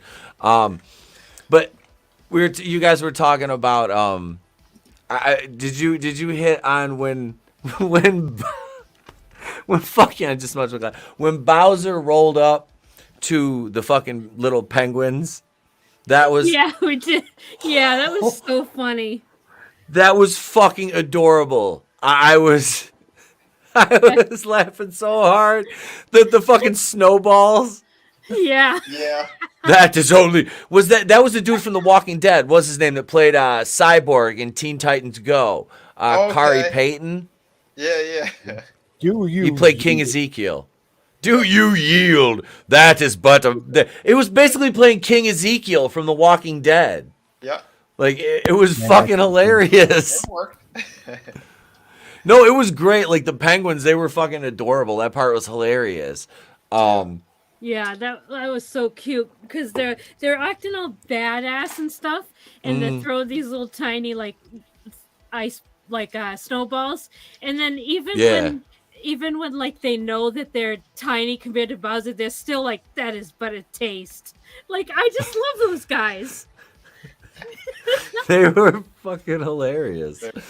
Makes me killing the baby penguin in Mario 64. Just tossing that fucker right off the cliff. I know. I've never played it. I've never played it. I don't even know what you're talking about, but it sounds fucking brutal and funny. At the same time. So after he takes over, that captures all, puts him. Now, did they show the gimmick with the little dungeon? Did they show them in the dungeon? I can't remember if they showed them in the dungeon with the little gimmick in the cage. What's the thing in the cage's name? that blue squishy It's star Illuma. Illuma? Yeah, it's a Luma. A Luma. Okay. Yeah. That was Mario Galaxy. Okay, because like I had no idea who this character was, but I was like, oh my god, this thing is like the harbinger of fucking doom. It's fucking hilarious. That's our Chris Fisk. That's what I said. I was in my mind. I'm like, oh my god, if I could text these guys right now, I'd be like, "It's Right? Fisk. We found your character. Just we like found because he's got Sheldon that Fiskowitz." Yeah, Chris has got that contagious laugh. He always seems like he's very cheery, and then he says the darkest shit sometimes. I'm like, oh my god, that's him. I know. I'm like, why is Yep. he so philosophical? And then I'm like, then you listen further, and he's like so dark. And then everyone else in the cage is like, please, we're depressed enough. Yeah. Yep. Oh my god. The end of the Oh, movie shit. too, not to jump to it, but with Luma at the end of the movie, when he's like, "Well, there, it's over. You have your happy ending." Yeah. But is it really? Because now all that's left is you and the void. Like, Yes. Yes. I was like, what? That is fucking great. That was the mid. That was the mid deal, wasn't it? That was your mid credit. no, scene, that was folks. the very end Was of the it? movie before Oh, they was it went the in end? Oh, before the credits. okay. Yeah, Okay, that's right. all right. Yeah, that's right. I couldn't remember. I'm sorry. We're jumping around there. Well, So yeah, they- because all right, yeah. So yeah, we all right. They Mario. They had- got all the pangolins. Randy. got all the pangolins. Never mind. No. They beat. They had beaten Donkey Kong, so that means the army's going to Yes. be with them. But in the meantime, Yep. apparently I the heard you do an spy- impression of me too as Cranky Kong, Vinny. Yeah. Yeah. Yeah, My earbuds were going in and out. I was like, I heard an Etep is Cranky Kong. Yo, you're not getting my army. No, there's no army for you. You're not getting your army. No, Yeah. forget it. You gotta defeat my son. Oh shit, that was great. Out comes Trey bouncing his pecs. With those chops. But Chop, Bouncing those chop, pecs. chop. Oh, Sternum cracking chops. Crack. Yeah, so apparently, yeah, there's a spy or something, and they're leaking info to Bowser, and they said apparently there's this human with a mustache and a big hat who's with Peach right now, and as impressing Peach, and Bowser's like, what? Is she impressed? Like he's getting all worked up, and then they find Luigi on his land, and they bring him. They go, oh yeah, we found an intruder, and and that's when you see him kind of torture Luigi by pulling off part of his mustache, and it's like no, I don't know who this is. It's this guy who's got a big mustache and the first letter of his name and a hat and everything. No, I have no idea who he is. And then, like, he's screaming, "That's my brother Mario!" And then they throw him in the cage. That was pure Charlie Day. Like, just it was great. That was just him. This is Charlie Day at that point, just screaming, and it was fucking beautiful. Oh, it was excellent. Yeah, so he gets in the cage. Yeah, and basically we find out like Bowser's entire motivation is he's just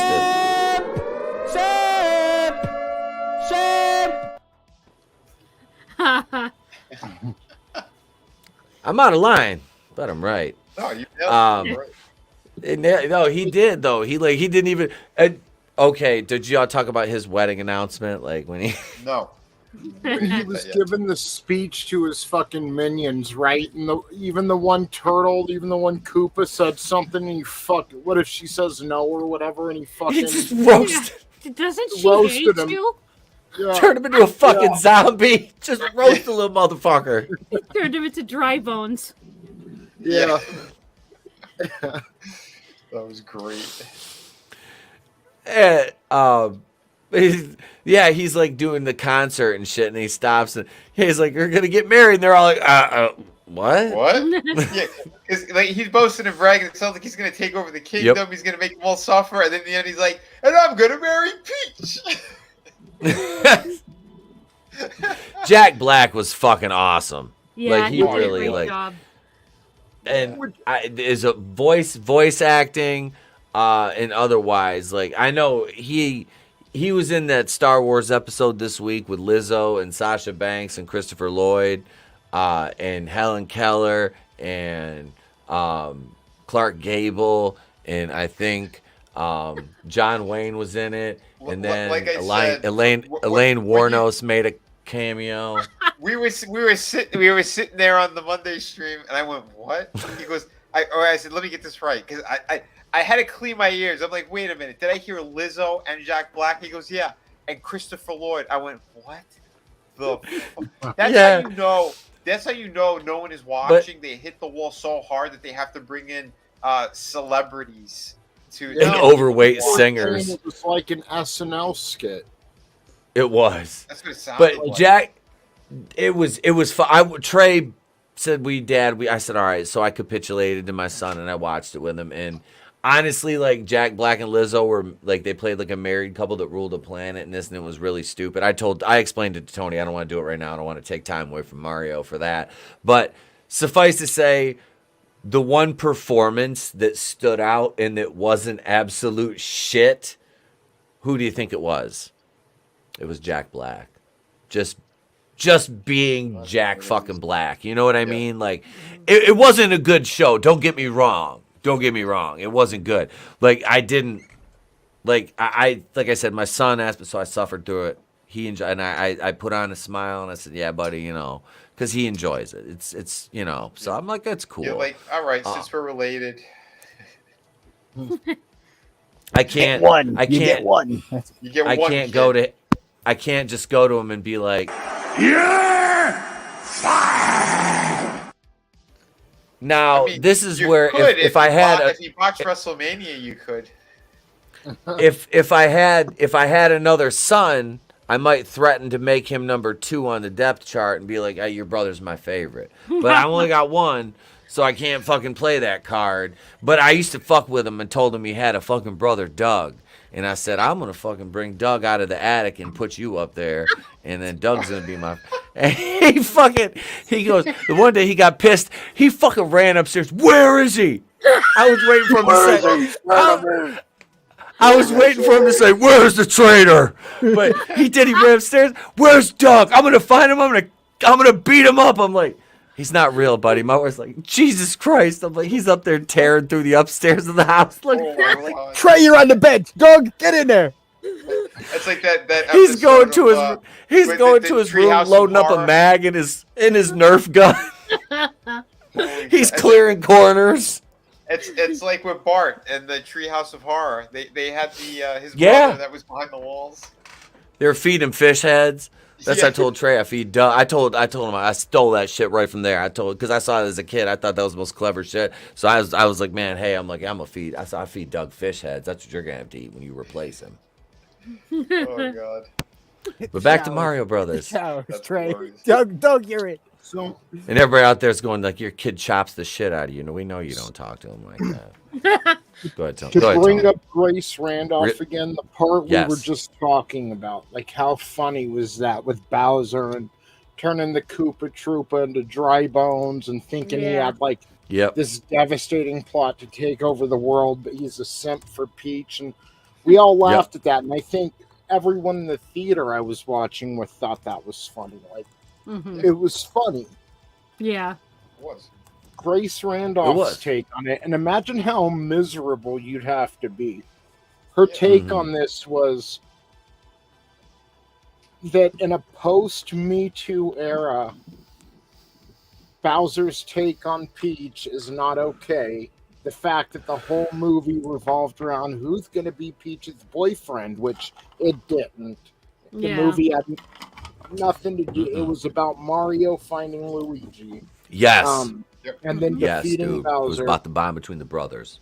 Yes. But in a post-Me Too era, this movie is not appropriate for children because Bowser was showing stalker-like behavior towards Peach. How can you miss the point of the movie so badly? Yeah, because again, she's got that floppy eye. She can't see. That's a bold statement, Grace. And she's collecting that Disney money because that's what they did. They paid off these critics to shit on this movie because it made them look horrible. For Pixar. She's a Pixar mark. Access, at least. Yeah. Yep. Yep. And Grace knows so little about Mario. Yes. Which again, how happy was your fucking childhood if you don't even know this? She had to Google, was it normal for Koopa to kidnap Peach? Is that like his thing?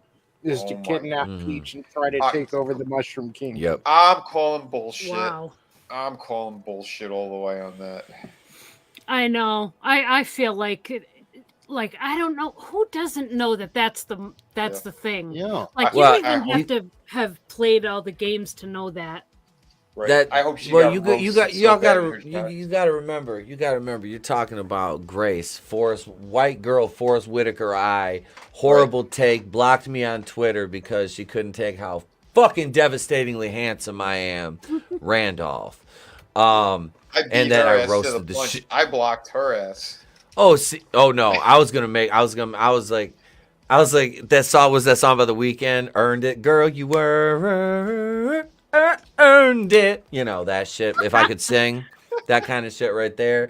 She did. She earned it. She blocked me. I made her work for it, though. But no, she just monumentally shit take, Tony.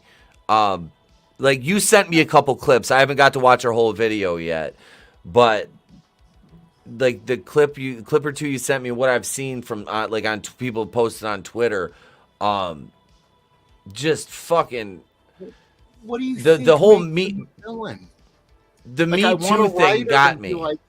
I want to write her and be like, no, he's a Wall Street capitalist in most games. But in the movie, they decided to have him go after Peach. My god, that'd be glorious. He's a cis heteronormative, patriarchal, fucking misogynistic, white male, racist, xenophobe. Grace. She'd be like, "Oh my god, he's the best villain ever, Z's. I hate him." Holy hell! Right? I just want to write her and say, please stop drinking Drano, or continue finishing the bottle. I spiked a tab with Drano. No half measures. Adventures in Babysitting reference. No half measures. Yeah, no half measures. No, full cup, Grace. Full cup, girl. Maybe that'll straighten her eye out. Nah. Grace is like, she's like Shawn Michaels. I can't even do it. Jesus Christ. By God that I has a family. Wait for it. It's here somewhere.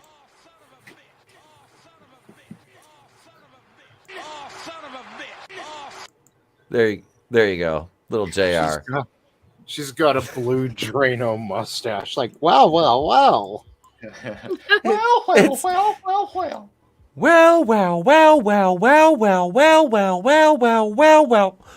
shit. What's yes. up, Steve Walton? What's up? Runner. Hail Walton, hail Runner. Yes. Grace criticized Bowser for being a fucking villain. Yeah, Grace. This just takes every opinion she's had and makes. If you were ever Angelus Gashton, Gashman. He's the Gashman. Skibidi bop beep beep bop. Oh, I need another edible. Anyway, all right, Tony, you take back over, bud. Go ahead. Yeah. So where were we?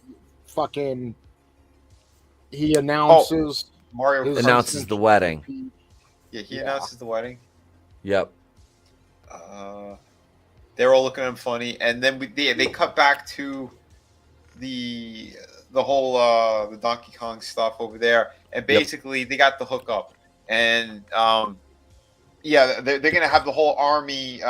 Yes. You know, it's like make your cart, make your vehicle what you want to do, because you know we're gonna make this big journey. Bro. We're gonna go get them.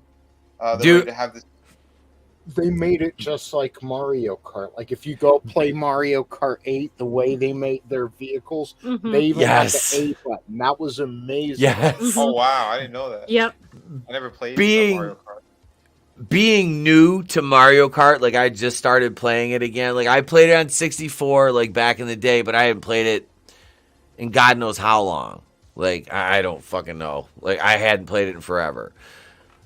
Probably since it came out. And starting to play it now, like actually regularly with Trey. That scene was, even the wife was like, oh shit, this is cool. Yeah. Like it was the attention to detail, like you said, Tony, having the A button, the attention to detail really, it's again speaks volumes to not only like the company's care for the product, but they think highly of the customers. Yes. You know, yes, absolutely. that they respect their customers, and this every step of this movie and what they did just lets you know that, you know what I mean? Yep. I felt totally respected as a fan. Yes. Yep. There was nothing that was patronizing about it. No. Yeah, and the cart scene was that was so cool. Like, that was so funny. I love when Toad rode up in his yes, that massive the big ass fucking monster truck. That was glorious. And he's, what up? And he's like, that's really cool. That was awesome. Small dick energy. Seriously, that was so cool. And Mario's so down there and just like his regular Mario Kart, and he's like, okay. Yeah, because he was so proud of what he made. You see Peach with her motorcycle, and then he just rides up like that. And when he revs it, he almost falls out of it. This shit, like talking about it now, makes me more excited to go see it again tomorrow. You know, it really fucking does. Like I'm so happy to get to go back. And it's just gonna be like me and Trey, and it'll be Sunday night, so hopefully it'll be like a little bit like quiet. You know what I mean? I bet you it'll probably still be busy because the kids have another day off school, but which is good for the local theater.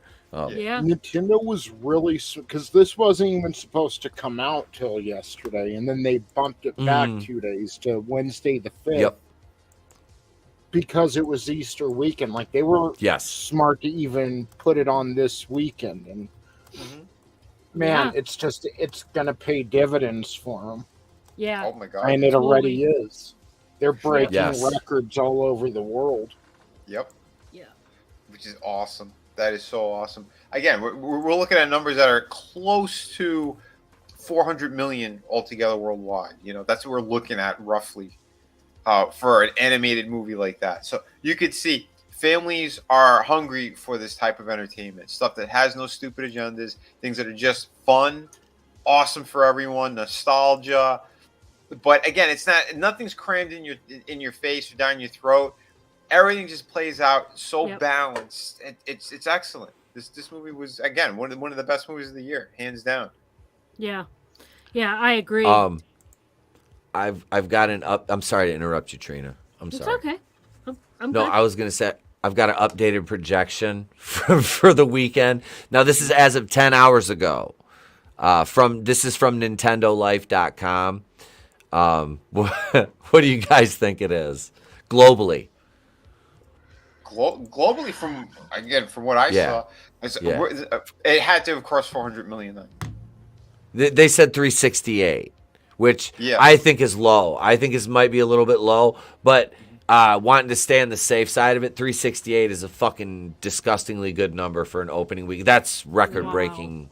Yeah, that's gonna make Disney's asshole pucker right now, and Bob Iger's his dick's gonna shrivel up inside him even more than it already has, probably. From what I heard, China's eating this movie up, which is definitely gonna make Iger pucker up.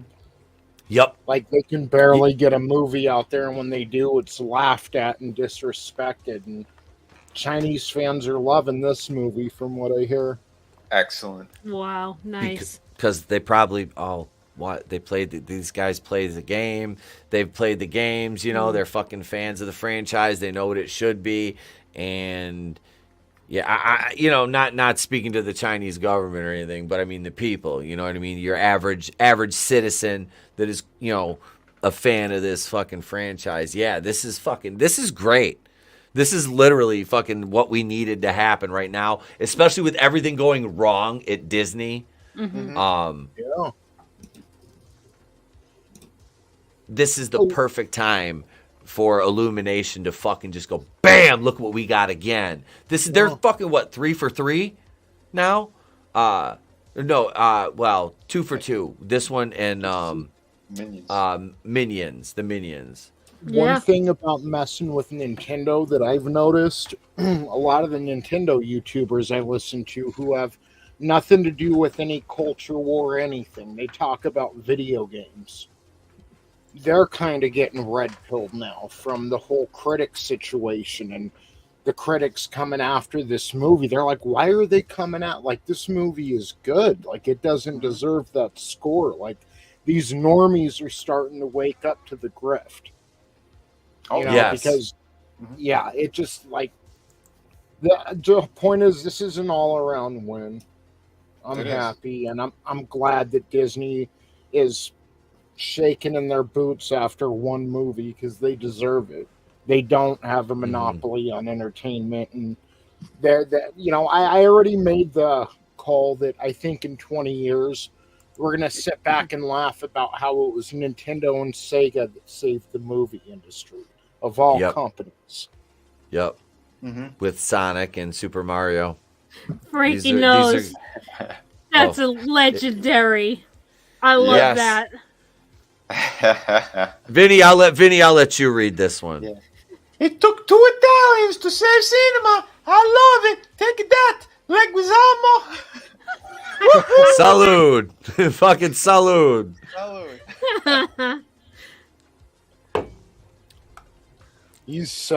What Leguizamo's doing, it's the same thing as like why Ashley Judd came out and said that, you know, certain producers did stuff to her, even though it was obvious it was consensual at the time. His time's up, but he can't pull a Me Too. So this is how he accept. He's better that his time's up. He's better that he starred in the shitty Mario movie that everyone always bags on. And was it his fault it was shitty? No. But, like, have some class. Say, you know, congratulations to your successors, you know, to the people who took the mantle. Congratulate them. Even if you are a little hot about it. Like, everyone's such a fucking baby now. Yeah. Oh, absolutely. Yeah, that was really classless. Yeah. Well, it's John Leguizamo. Yeah. I mean, I'm going to say, you know, Leguizamo, I really, you know, honestly, I liked him in the fucking new Romeo and Juliet with, like, Leonardo DiCaprio and Claire Danes. I liked him in that, but I liked Harold Perrineau in that as Mercutio. He was my favorite character in that fucking movie. I just like Harold Perrineau. That dude's a fucking G. OG Bobby Johnson. They defeated Bowser is what they did. They were brave Italian-American plumbers. And in this house, the Super Mario Brothers movie is a cinematic masterpiece. End of story. Oh, my God. I want to hear Tony Soprano saying that. Yes. Right.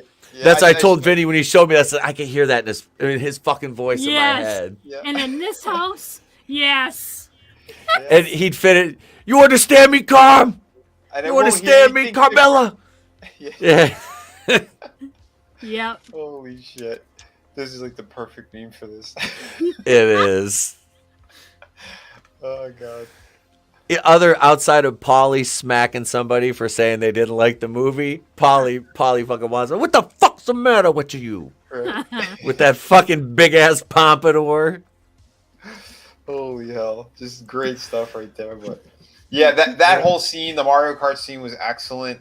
Yes. Bowser cuts them off. He's like, oh, yeah, you're going to come after me? And he gets him from the side. He's got his army all souped up with all their crazy vehicles and stuff. Yeah, because they ambushed him. Yeah, Bowser ambushed him. Mm-hmm. Yeah, it was good. You know, Mario's cart gets destroyed. Yep. But you know, he's able to hitch a ride with Donkey Kong, and then you get a blue shell. It's basically does like a kamikaze on their asses. Yes, that's the dreaded shell in Mario Kart. Yeah. The blue shell. I hate those fucking things. Because even if you're not in first place, if you're just near the person in first place, you're done too. Yeah. Oh, that bastard. My wife wonders why I say motherfucker so much when I play that Mario Kart game. And Trey just looks at me and goes, just gives me a dirty look every time. Dad. I'm like, did you see the fucking shell? I just got hit by that fucking shell again. I was in first fucking place. For real. You're in first place the whole fucking time, right? Yeah, yes. Here comes Toad out of nowhere, passing you and getting first. Like, where the fuck did he come from? This little, when every time Toad passes me, where did this little bitch ass motherfucker come from? Like, every fucking time. This little. Hey, there might have been a few times I called him a little bundle of sticks when he drove by me, but I don't want to cast aspersions on the character. And Trey, God love him, he has no idea what that word means yet. He has no fucking idea. And he goes, "What?" I'm like, "Nothing. Don't repeat that though. Nothing." Jesus. I'm not gonna fucking lie. It's exactly what the fuck I said. I mean, come on. I'm not the only one as that. Was this little fucking fag coming by me? Like that was like, God damn it, you know? Like, hey, look, I've had just enough to drink to say fag. I don't care. That's what happens with a lot of with gamers. We get very vocal. No, oh, dude, if you've ever played, I used to play Halo like back. The fucking me and my buddy, man, we were both laid off all winter, and we would get together, and that was the one thing because he had the Xbox set up at his house, and his kid had another one, so we would gank that, and then we would play fucking Halo, 2 headsets, we'd be, till from like 10 o'clock until fucking 5 in the morning, 6 in the morning, when his kids had to get ready for school. I'd be going home because I was single. Yeah. Oh, man. Yeah, I've crushed my share of controllers too, you know, it happens. Yeah. Wait. All right, let's address Jubomans before we get back to the review. Does the panel think that Disney will learn from this and things get better from their side, or do you think it will just make them double down on the message? Double down. They'll double down. They know what they're doing. There's nothing to learn from. They know exactly what they're doing. Yeah, I think so too. They're just too committed to the cause. What did they do this weekend? They came out and announced a Rey Star Wars movie where she does what Luke was supposed to do, and she's going to rebuild the Jedi Order. Jesus. Yeah. Which was literally Luke's storyline coming out of, Return of the Jedi. They're giving it to her. Of course they are. Yeah. Disgusting. And real quick, we do have a poll in the chat, which we have 38 votes on it thus far. And I said, did you see the Super Mario Brothers movie yet? Yes, no, or no, but not yet, but plan to. 39% of respondents had seen the movie. 34 said no, they are not going to see. They have not seen the movie yet, and 26% not yet, but plan to. So I really like this is thank you for the interaction in the poll in the chat, folks. So far, we love you guys. You guys are fucking awesome. Thank you for hanging out with us this Saturday night. So we got through the Mario Kart scene. Do we get to where Donkey Kong and Mario? Oh, go ahead, Tony. I'm sorry. I was just going to say, they think Mario and Donkey Kong are dead. Like, Cranky thinks he's lost his son. Peach thinks Mario died. But yeah, Donkey Kong and Mario, they fell into the ocean together, got swallowed by that fucking aquatic life. That scene was fucking... The animation that was fucking cool. Yeah. Oh my god. Yeah. Dude. Those things are fucking cool. Like, everything, it looks so good. Like, it looks so good. Yeah. It was incredible.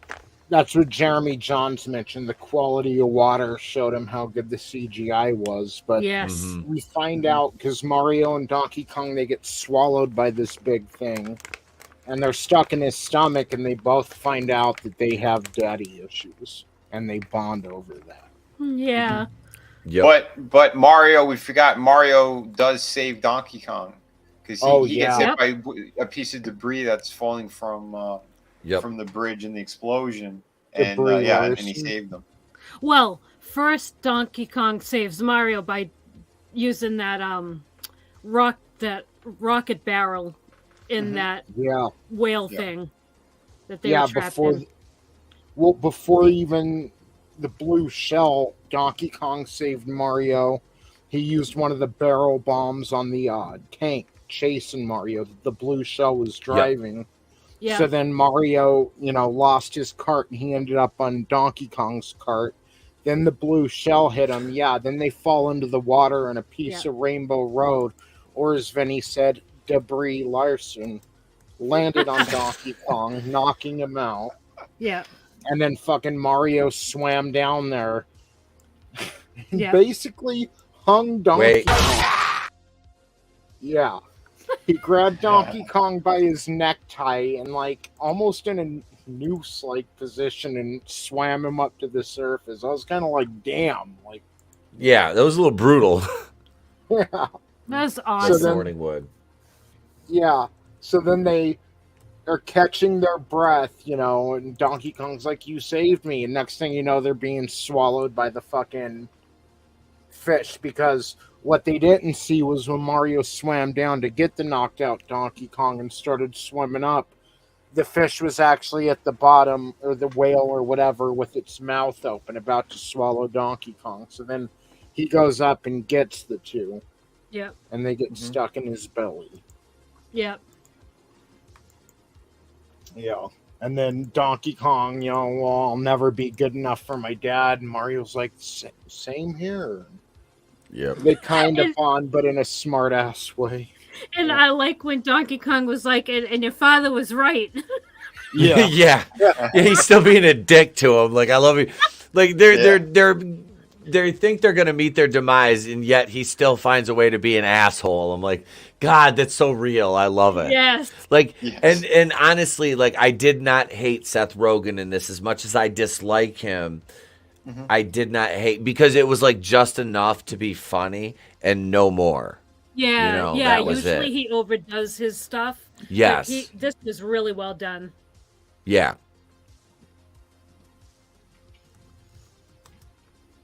Yeah. So, and then, Donkey Kong had 2 barrel bombs on his cart, and the first one he used on Rainbow Road when the big killer Koopa tank thing was coming after Mario. But as they're sitting there talking, they realize that the other barrel bomb is on his cart, or the remains of his cart, that's now in the whale's stomach with him. So they kind of look at each other, they get the idea, and then it shows the outside of the whale, and he's like, the fuck? And he opens his mouth, and all kinds of smoke comes out, and Mario and Donkey Kong go flying out of his mouth on the barrel. Yeah. Mm-hmm. They escape. But at the same time, the stream is gay, and Mario needs transgenders. I agree. Hey, I think so too, Sal, and I love you. Hail, Salvador. I'm at that stage. I'm at that stage of inebriation, Sal. I love you. Commander. He's Destro, baby. The metal man. That's right. Back with Peach, she runs back into the Mushroom Kingdom. The Toads are wondering what's up. She basically tells them they need to evacuate. They're like, well, what about the Kong army? And she's like, we lost the Kong army. Mm-hmm. And you guys are all about to die if you don't go now. Forget where they went to evacuate to. But yeah, the Toads started evacuating because that's all Peach has. She revealed earlier in the movie that, she kind of wandered in the same way as Mario did into the Mushroom Kingdom, but as a baby, and the Toads raised her and trained her to be their princess, and then they put her in charge when she was old enough. And, the Toads are really all she had until recently when she met her friend Mario, and she'll meet Luigi later on, and, before that, all she had was her toads, and she loves them. She'll do anything for them. So she's getting ready to sacrifice herself because she still doesn't know Koopa's intentions. Yeah. So, yeah. And then Oh, Toad. Yes, the carpet matches the drapes, polished chrome. Except my thumbprint's just shining off the chrome. It's kind of gross. I don't know. Wait. Hang on. There's got to be something over here for that. Wait. We could go with this. There ain't no fluff here.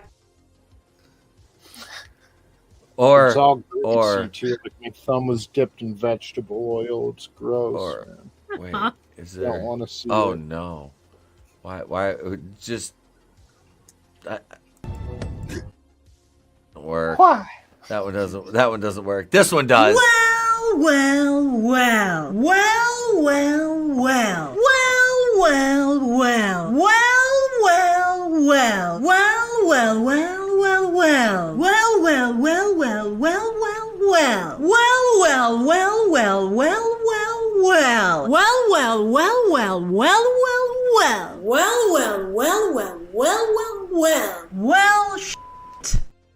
She's more of a villain than Bowser.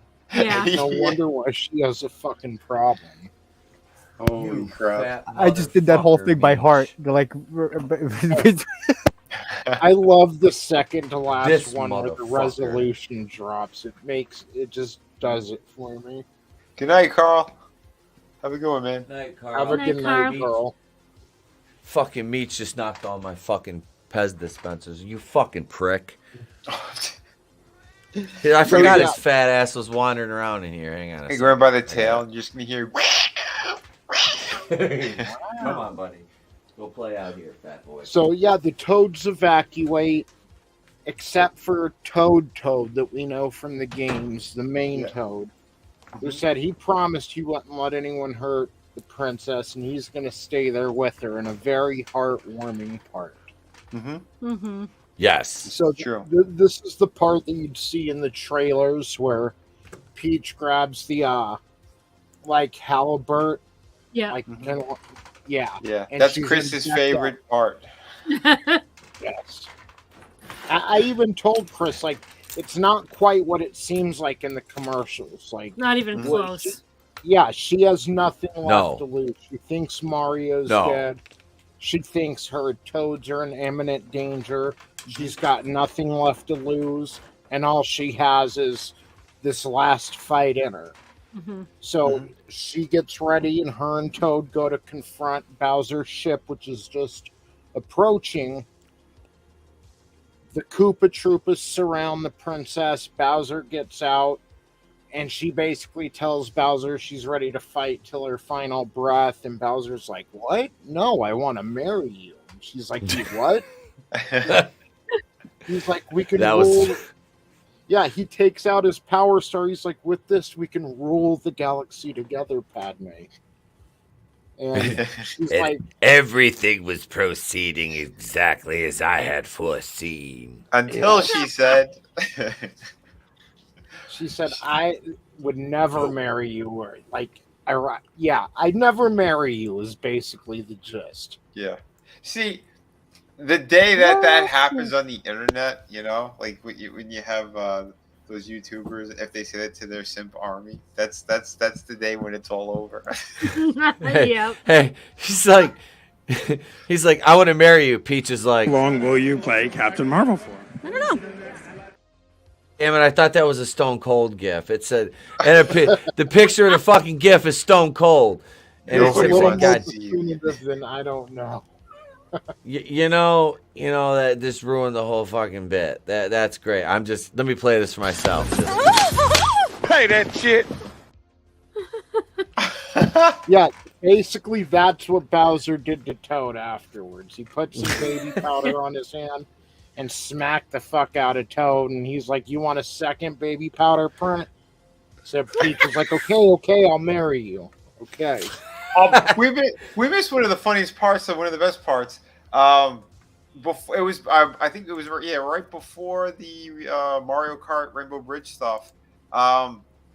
When he was getting another update of what's going on from the spies, and he's sitting at his piano after he sung that song about how much he wants Peach.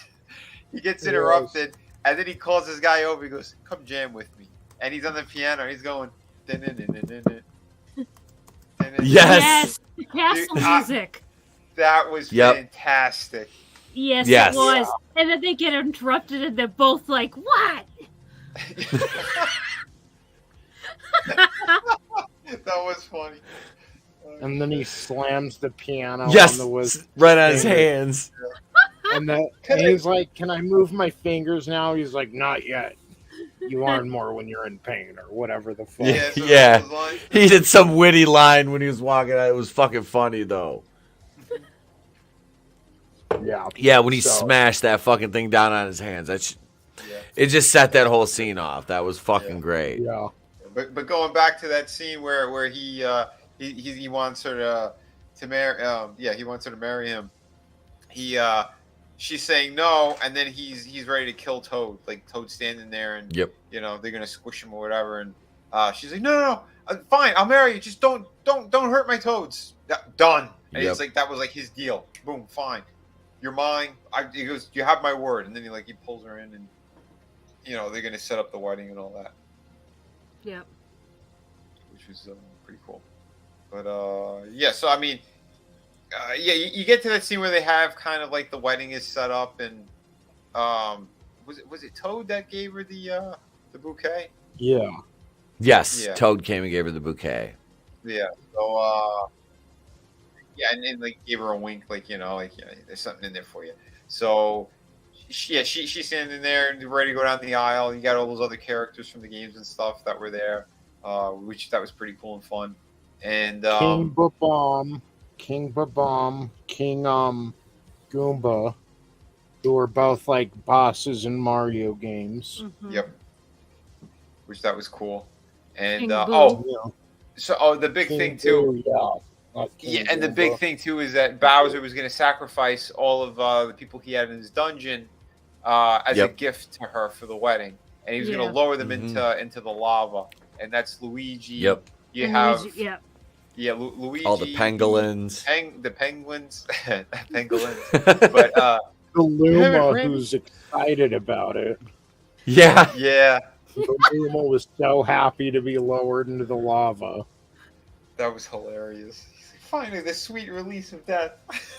Yes. I just want to clip together all the Luma scenes. I know. And make a GIF out of that. On them. Yes. I need, one of my Legion of Memers, people, put that together for me, please. The funniest part is the Luma wasn't even held cat, like it's sliding in and out of the cage and through the bars, like dancing. Right? Lowered into the lava, like this thing can leave any fucking time. It just chooses to be a fucking asshole and just want to die. And everybody's like, "Can we get out?" His Luba's like, "No, fuck this." I know. He's literally like he could let everybody out if he just got out of his cage, and he's just like just refuses not to. Yeah, that's the one friend that can get you out of trouble but refuses to out of principle, and you're like, you fucking dick.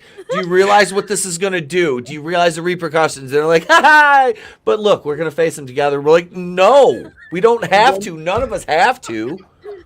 One reason the Luma hits so hard for me is because, like, by the time Grogu was introduced, I'm like, okay, I'm kind of tired of this. It feels like in every franchise lately, in Guardians, you have Baby Groot.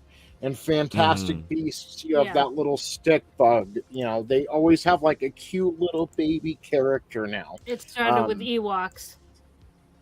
Yeah. But, I mean, lately it's hit especially hard. Like, in all of these franchises, they have this little baby character that everyone's like, oh, it's so cute, I want a baby Yoda. And so this was the Mario's character, except he was fucking dark. Yes. Yep. Like, it's kind of making fun of that whole concept, which I really like. It worked. It worked for me. It was so funny. Like, and it's funny because it's totally unexpected. From like Mario Galaxy, he doesn't have that kind of personality. Like he's just, you know what I mean? Like, and then in this movie, he's like totally it's not like, macabre. No, what? He's not. Does he even have a face? Like, I don't even know. I can't remember. But yeah, in this movie, he's totally like dark and philosophical, but like he's philosophical like it on the dark side. Like it's just so it throws you for a loop. Yeah, it does. Hey Tina. Hey Tina. Hey Tina. Like he ups it a little with each scene he has. You know, he's only got a few scenes, but each scene, instead of getting old, it gets better. Yes. Yeah. Yes. It was one like gag that didn't get overused. It was like just enough sprinkled in to make you really like either really like or really dislike the character. For me, it really resonated, and I thought it was. See, okay, so having no prior experience with this character, right?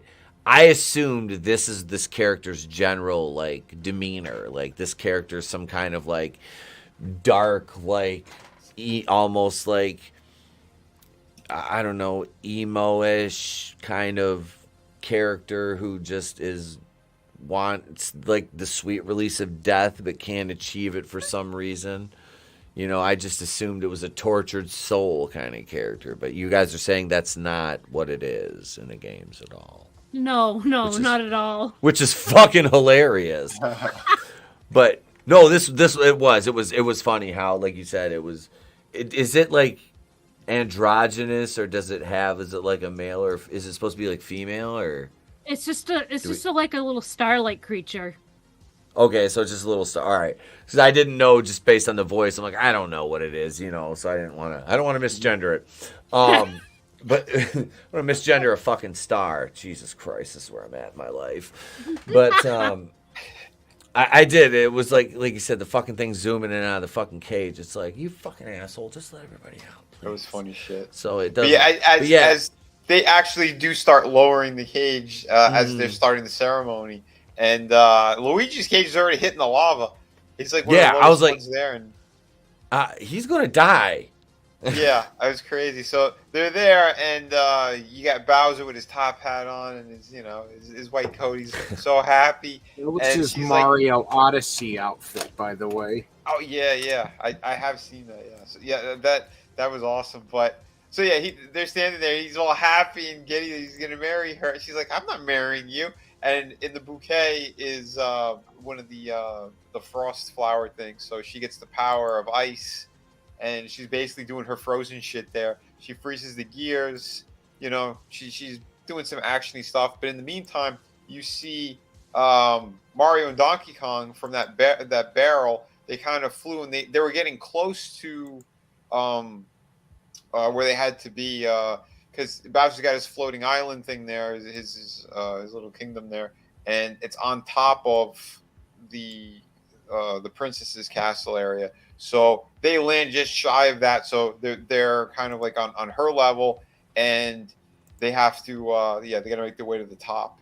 And they got some pretty cool power ups and an awesome action sequence that they all have. And it was pretty cool. The Princess Peach, she does fail.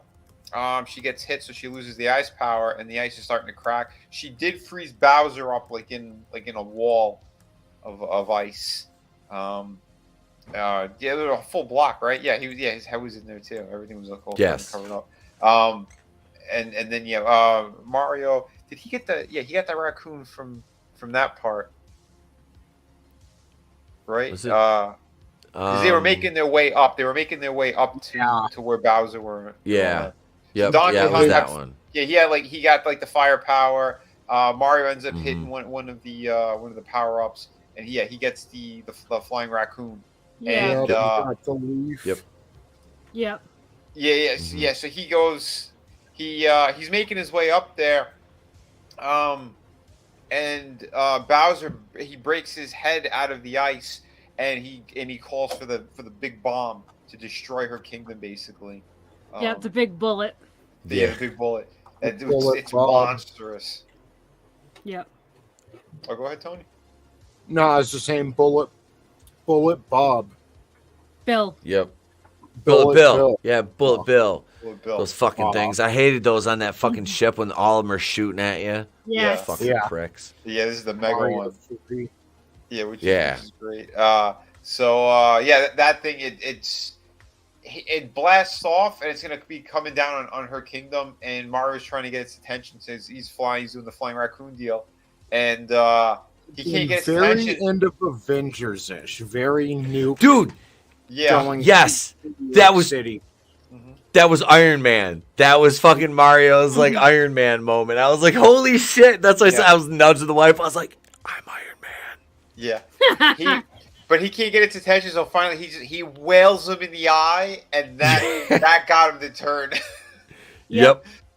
So and they're having a big chase throughout, and he ends up leading it towards that pipe that brought them there, and that's what I thought was like. That was a huge surprise, and so he outmaneuvers him, and it gets sucked into the pipe, and the freaking thing goes off.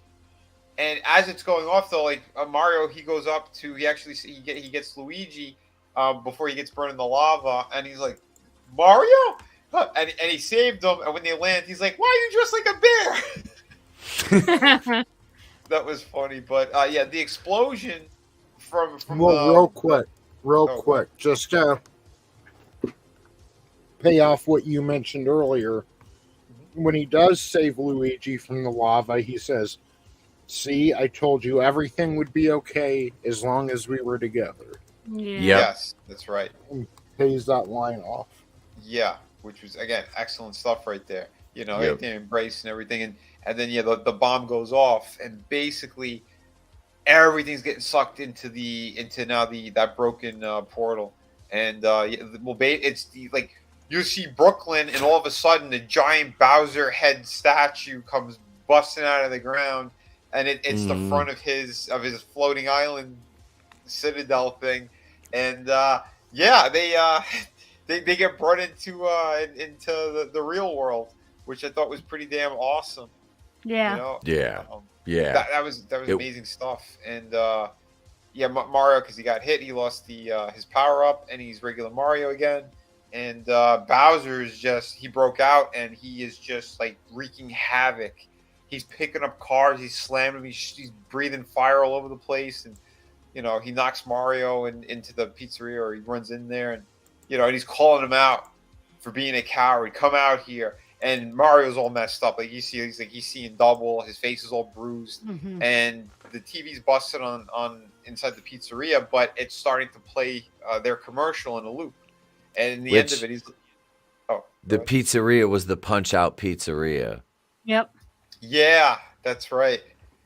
Again, see those details, so freaking good. Little Easter eggs. Yeah. I was looking for. There was a couple I caught. That was one of them that really stood out to me, though, that I could just remember off the top of my head, because I was like, "Oh shit!" Little Mike Tyson's Punch Out, because Mario was the ref. Oh, dude, I was so good. That's right, Mario was the ref. See, it's so good, man. Everything played off so great in here. So he sees like on the flat screen that's kind of cracked. They're playing their commercial in a loop, and it keeps saying, Super Mario Brothers, we're going to save Brooklyn. We're here to save Brooklyn. And he's like, yeah, we need to save Brooklyn. Like, he just goes out. He's like rolling up his sleeves like, nah, this guy, he ain't going to win. They go out there in the street, and Luigi's there too. And Bowser's he's kind of going off. And what was there another like little explosion that happened? Because I know that they got hit back. Well, I remember that Bowser does his fire breath, and then it almost hits it's just about to hit Mario, but then it stops. Luigi and comes in, and it's Luigi holding it back with the manhole cover. And it's bending around him almost. It's because he's hitting so hard. He's not stopping. Yep. And and they're like, "Don't worry, we're gonna do this. We're gonna be okay." And they look behind them, and the star, it had been knocked behind them. So they're both looking at it, and they're like, "Yeah, let's do this."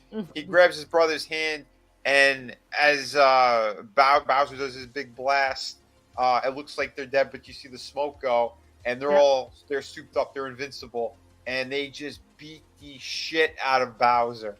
That scene is so fantastic. Fucking great. Yeah, you got everyone in the street, like they're looking out, like what the hell happened? The part of the family's there. The bully who was picking on them and everything. Luigi, like he's beating everyone's ass too in the street, and he stops and he saves his life. Hey, how you doing, man? And then he runs back off into the fight. Yeah, like that was cool stuff. They show like the class of them, and they do their big kind of super. The bully starts cheering for Mario. And I know. Yeah. His parents are leaning out the window, and they're like in awe of Mario and Luigi, and man, that was just awesome. The bully himself is an Easter egg. I can't remember what game he's from. I know exactly what you're talking about. I can't remember either. But that was really good, and they do like this big kind of like double drop kick. Wrecking Crew? Wrecking Crew? But anyway, they take Wrecking Crew. It was Wrecking Crew. Yeah. Yeah. Is that what it was? I don't remember that. I don't remember that at all. The brothers take out Bowser. They're standing on top of him, and then was it Toad that he pulled out the blue mushroom? I think. Yeah. What was Toad? The princess. Oh, was it the princess? Was it one of them? One of them does. Yeah, I can't remember. I know it was Toad. I think he pulled it out and gave it to Peach. Okay, yeah, that sounds about right. And basically, they give it to Bowser, and he shrinks, and then they put him in a glass jar. And Mario turns there and goes, "See, I told you I'd get you a turtle." Yes. That was fucking funny. Yeah, fucking little Bowser in the jar. You know who I am? Oh, that's unfair. That's me. That's me, guys. This was their bully. Yeah. Oh, and that was great too. They had the bully. The bully basically, he's the one who screams it. He goes, "Let's hear it for the Super Mario Brothers," and everyone's cheering. And the parents run over. Donkey Kong's there too, and they have a big, kind of family group hug thing. Like again, really nice stuff. It played out very, very well. Something for everybody in there. And then what was it? The end credit stuff. You had. What was the mid-credit scene? I can't remember which one that was. So the mid-credit scene was. The mid-credit scene was Tiny Bowser playing his piano. Yep, playing the piano in his little. It was like in a bird cage. Yeah, he was doing the Peach song again because he got interrupted the first time. Yes, I love the little fucking Toad guard. I love the little Toad sentries. They're fucking adorable. I want like a pair of them for my desk. Great. Like actually, they're fucking adorable. So then the post-credit scene, and I wanted to bring it up because the thought behind it that I didn't really think about when I saw it. Okay. And it took Jeremy Johns to point this out to me. Number one, what the scene actually is it shows them in the underground area where Mario and Luigi first got sucked into the pipe, which, by the way, there was a sign there that said level 1-2. Yeah.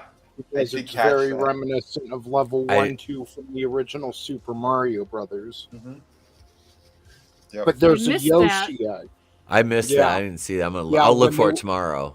Yeah, it's when they break that wall and they're on their way down, you'll see it. It's hanging like on an angle in the corner. Yeah.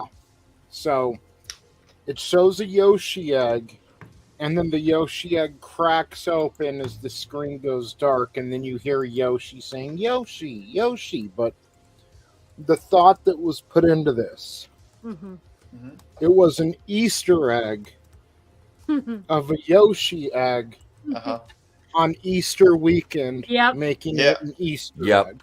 Yep. Yeah. Yes. That was fantastic. Mind Yeah. blown. Yeah, totally meta. There was like Inception. It's like a taco inside a taco inside another taco. Trina, did you ever play Ocarina of Time? A little bit. This I can't really remember.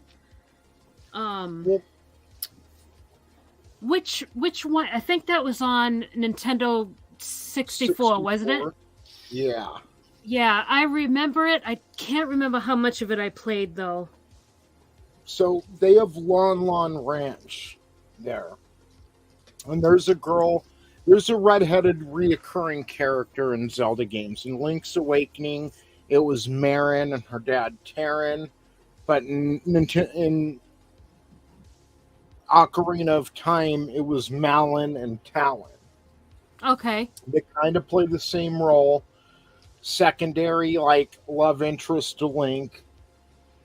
And her dad Talon, and then guys in the chat maybe can help me, but then their ranch hand, who's actually evil, and when Ganon takes over and Link grows up and becomes an adult, he's actually taken over the ranch, and you kind of got to win it back for Malon and Talon. But the dad and the ranch hand were a play off of Mario and Luigi, who in turn, see, there's even a Bowser right there. Yeah. Oh shit. These are Zelda characters, but in the Mario movie, this was Mario's dad. Yeah. Yeah. And then he was one of the uncles. So it's like they were an Easter egg of Mario in a Zelda game. Then in the Mario movie, they became an Easter egg of the Easter egg. And this was the only Zelda reference in the entire movie. But wow. Talon from Ocarina of Time looks exactly like Mario's dad, except for the pointed Hylian ears. Oh, wow. Yeah. I didn't even pick up on that. That's amazing. I kept seeing him, like, where do I know Mario's dad from? Like, he looks so familiar to me. And then a YouTuber pointed that out. Nice. And then one of the uncles looked like him. Yeah, I see it now. Yeah, I didn't notice that when I was watching the movie. Yeah, that's so cool. Oh, I forgot that too. After they beat Bowser and the family ran up, the father said it. He, "I'm so proud of you, Mario." Like he, you know, he gave him the props that oh, thank you, Dad. Like you know, they had those moments. Everything worked. This thing was epic. And then I want to watch one of those videos because I know there's a few of them that are out there where they break down all the Easter eggs.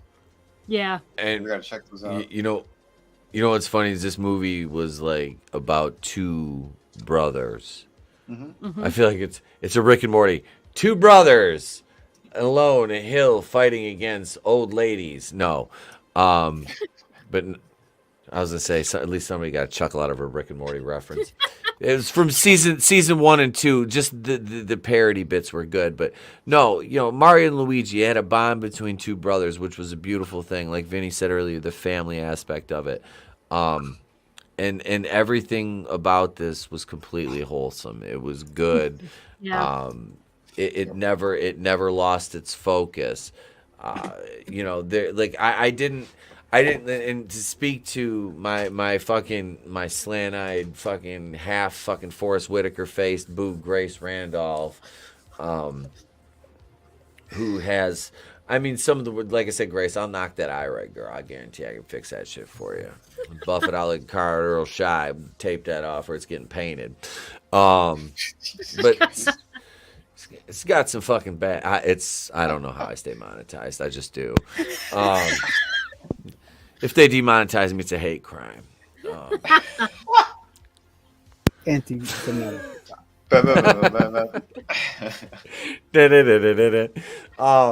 But no, seriously, it is. It's just like this movie had everything, and just Grace, you failed to see, like, even as somebody who doesn't, like, I don't understand, like, going into this, like, even as like her who knows like dick about any of this any of the characters or anything. like, how could you not like the story? How could you look at this and see it like it's inappropriate? Bitch, you're not a parent. Like, what the fuck do you even know about? Like, I don't know what you're getting your judgment from. The Me Too. Fuck you. Like, one of the biggest complaints from critics was that there wasn't enough hand-holding to introduce new people, and that there was too much fan service. And to that I say, this wasn't made for you. Yes. This wasn't made for 40-year-old. Was it made for you? Was it? Thank you, Tony. It wasn't made for great. you. Yep. Excellent. That was fantastic. Good night, Yep. Tommy. Have a good night, Have bro. a great night, Tommy. See you, brother. Love you, Our bro. lieutenant. We-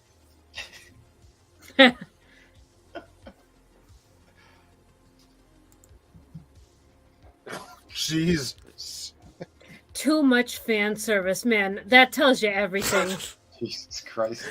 Do I have something for manliness? Hang on. Hey, wait. He's out of line, but he's right. It really is sad though. Like, you're giving the fans too much, and you're not paying attention to us, the critics. Like, fuck you. You like movies where chicks fuck fish, whatever that Right. fucking movie. Like, should we demonetize them? No, I don't think I will. it's like, think about what always wins the Oscar. You know, like some movie nobody's ever heard of or seen that made fucking 40 grand at the box office. Like, this wasn't for you assholes. This wasn't for the smug. This was for, really, like Vinny said, for everybody, but especially families and children and longtime fans who've been waiting for this because we didn't get it in the 90s. Yeah. Mm-hmm. Yeah, and that's it. It's like they kind of owed us for this one. They owed us since '93. You know what? It's our reparation. Is that? Wait, '93 was that 30 years ago? I don't know. Seems like forever ago. Oh my god! Right. Think about that. We got that hunk of shit, and we had to wait 30 years. That's almost as long as Star Wars fans had to wait for a sequel. Like, it's a long time. Yeah. And then what did we get? The Force Awakens, Last Jedi, and then now, hey, dun, dun, dun, dun, dun, dun, dun, here comes Rey. She's still on the shelf. She never left. I'm gonna do this. I'm gonna go down to my local like fucking discount store, and there's a pile of Jyn Ersos and Rays on the shelf. I'm gonna shoot some footage of that, and I'll tag fucking Lucasfilm and shit in that. I'll be like, here you go. Nice. Wait, I gotta wait 6 days for my good account to be back. Fuck. Yeah. Elon, you lied to me. You son of lied. a bitch. It was a pack of what did Phil Con? Oh, it was nothing but a pack of lies. That was more David. Never mind. Show this. Jews. Sorry. Show the stockpile of Rey and Jyn Erso, and then show the empty Mario slots. Yeah. And Wow. you know what else? You know what else? There's a shitload of at the even at like Walmart is fucking Wakanda Forever. Because nobody wants the Shuri copter or the Iron Heart fucking figure with braids. Nobody fucking wants that. Oh, after everything Nobody went on wanted clearance at my Target for like all the Marvel Legends shit, it took forever for them to get rid of them. I think they went down to like $6 or something. I've never seen that happen before. They won't bring anything back in stock. They left them all there. The only figure that won't sell that's still sitting there is that, I guess, one of the Lokis from that shitty TV series. It's not what's his face, Tom Hiddleston. It's not him. It's the other guy. Owen Wilson. No. Yeah, It's a Loki. It's like a classic Loki costume. But it's that other actor that Richard Grant. Richard Grant. Richard Grant. That stupid Yeah. thing that's sitting there. Nobody wants him. I've got I've got the comic like Marvel Legend Loki. I think that's him because it's not a Tom Hiddleston face. It's like the big horns. It might be. I can't remember. I got it a couple of years ago, but I've got one of those. But Richard Grant was like, wait, he's actually a really good actor. And then he was in the Loki show and he was in the fucking Rise of Skywalker.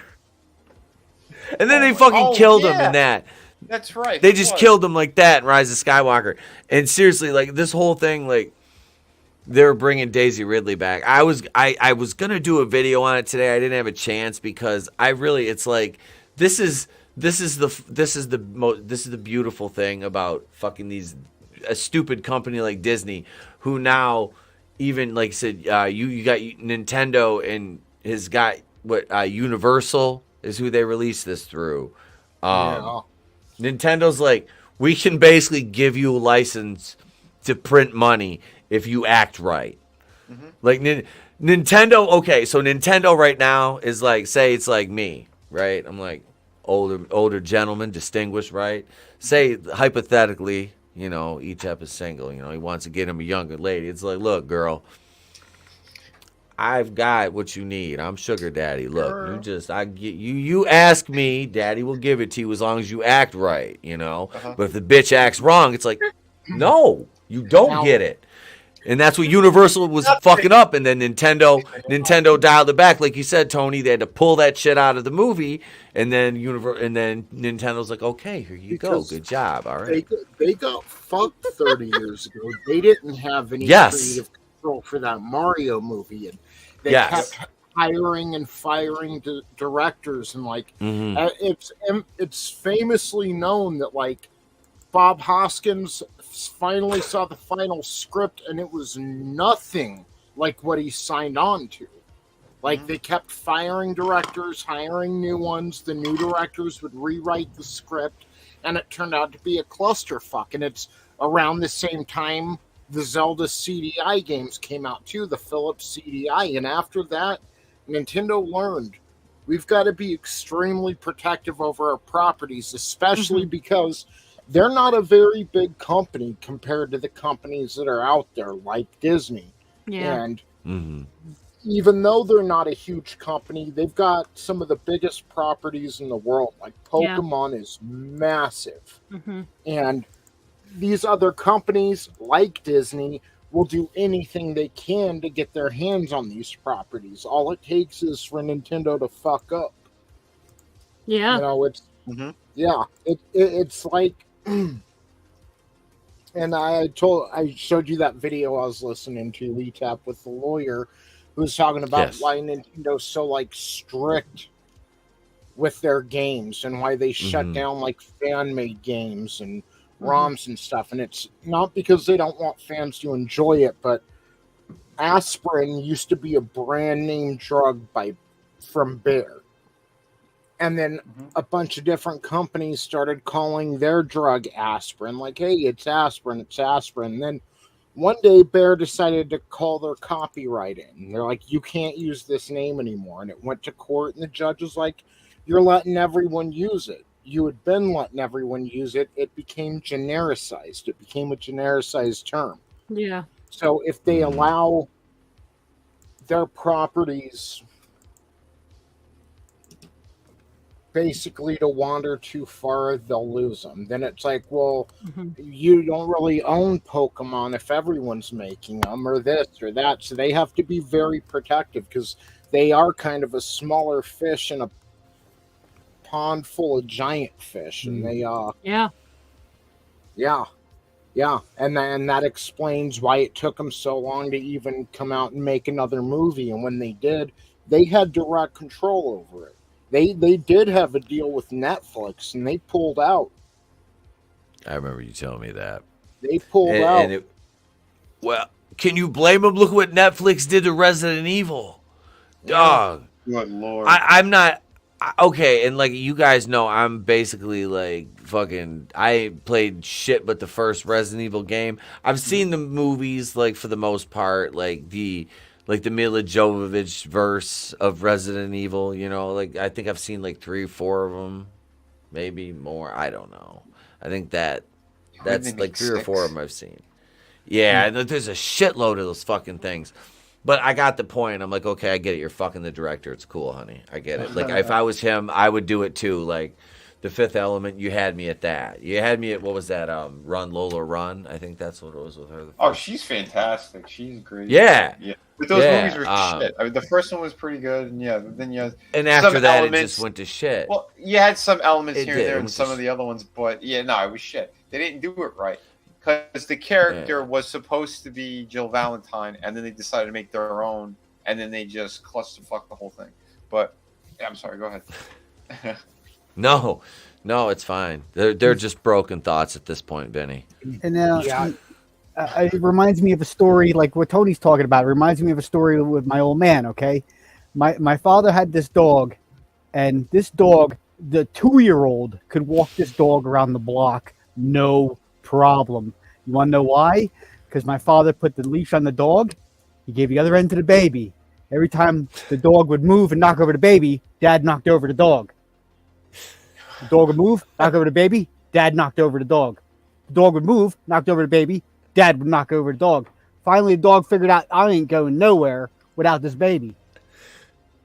Wow. Right? You know what I'm saying? Like, this is how you learn. You know what I'm saying? Yeah.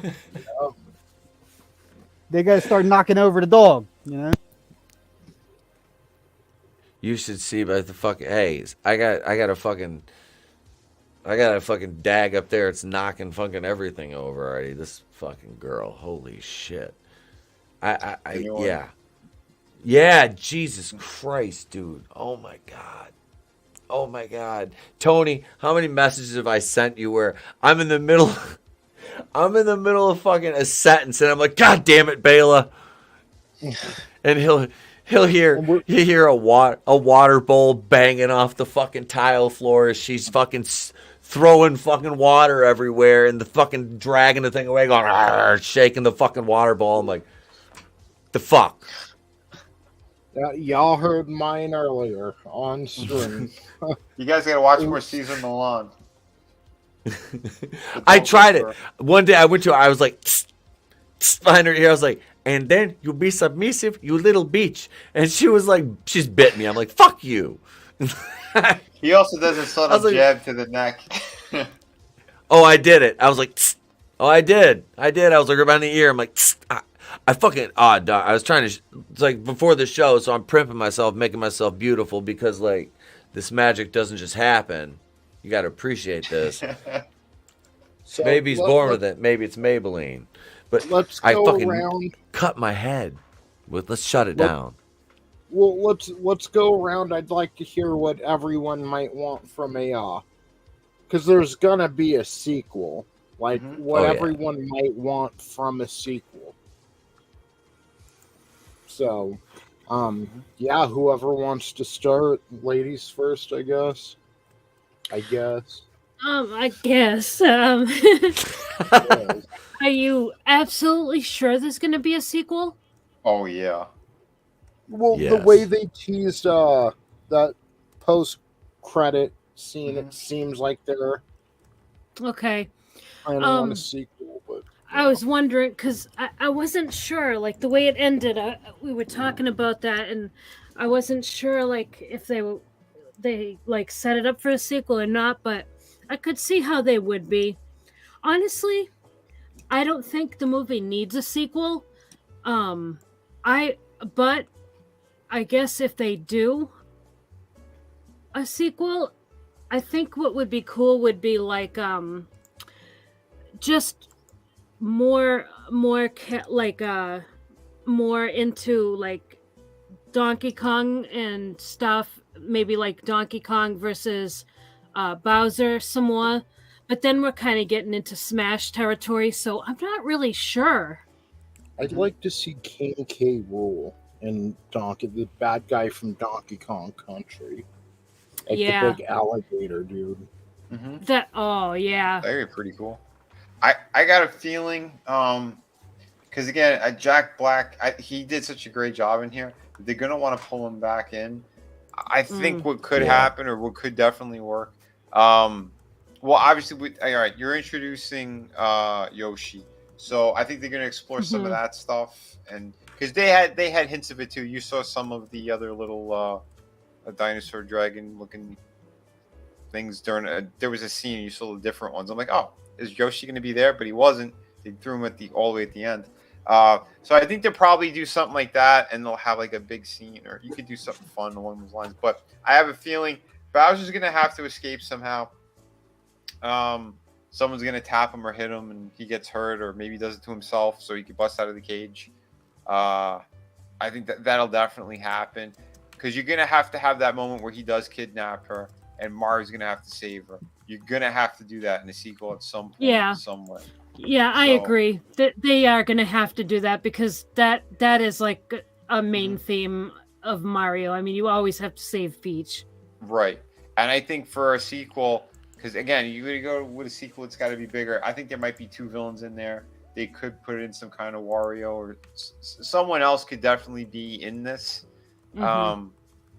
Again, with the magic and all that stuff. I don't know originally, because again, I haven't played all those games. I only played a couple here or there.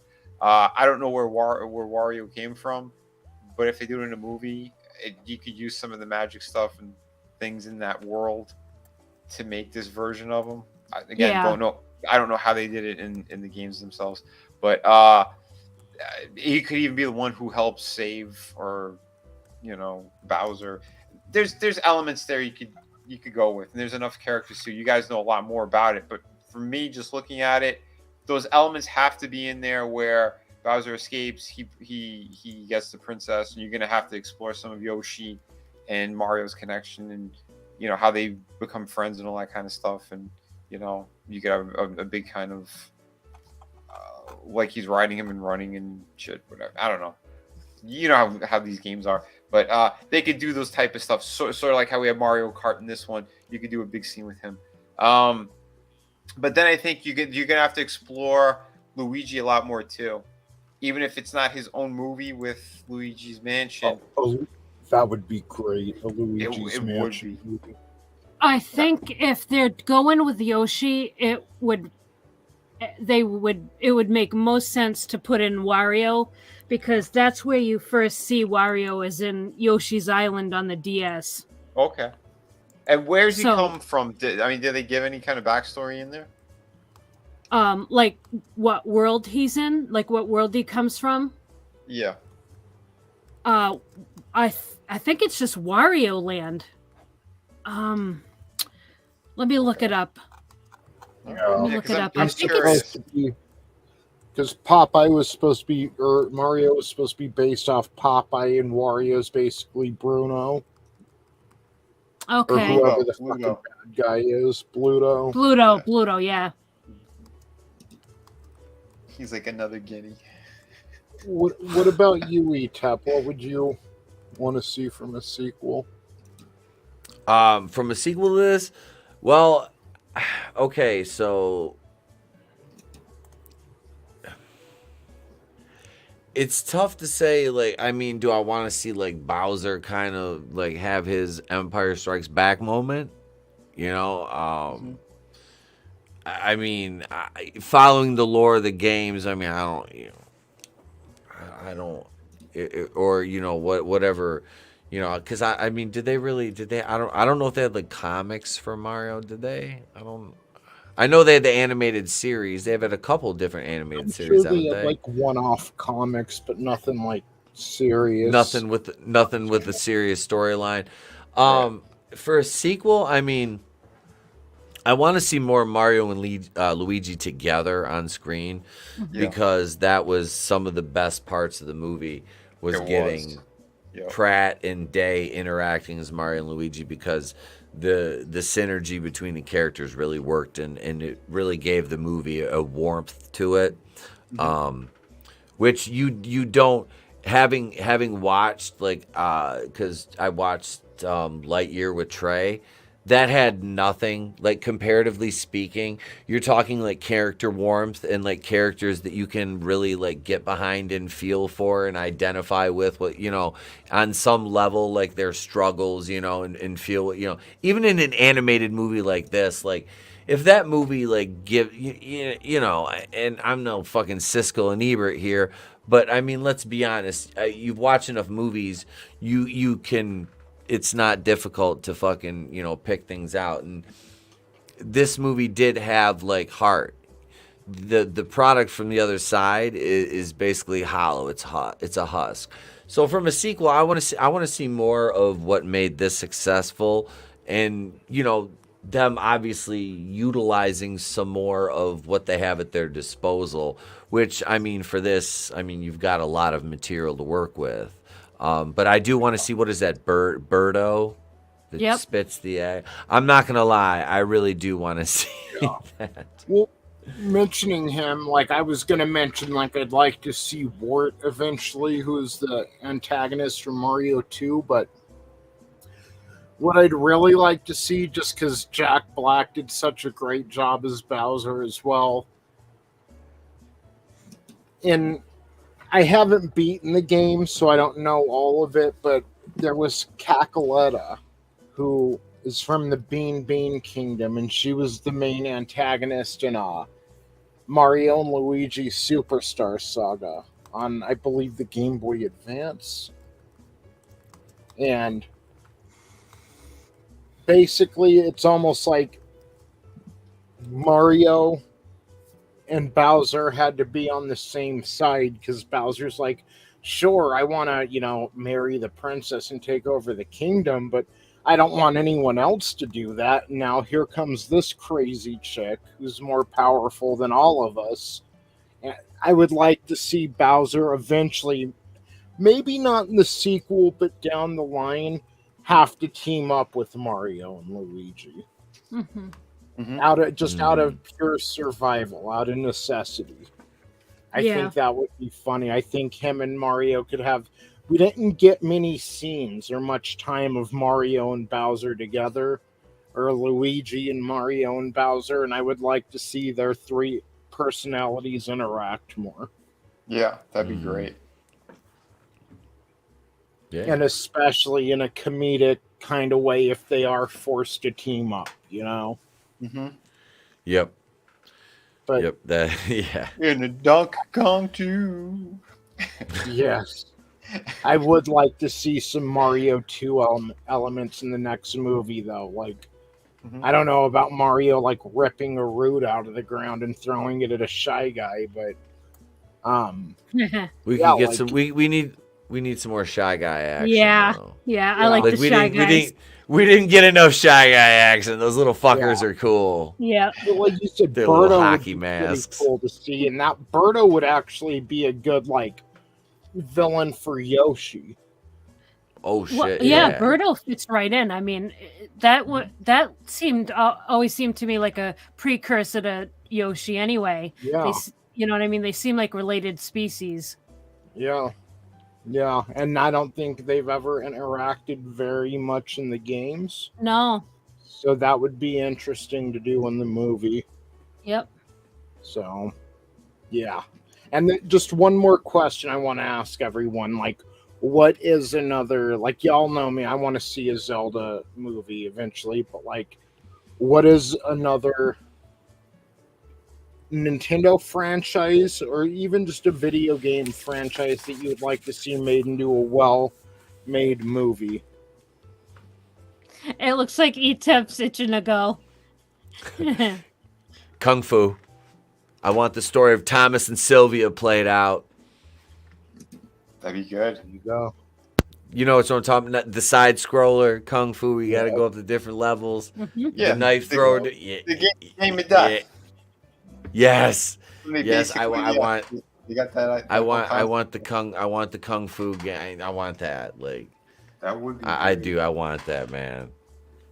Shit. Well.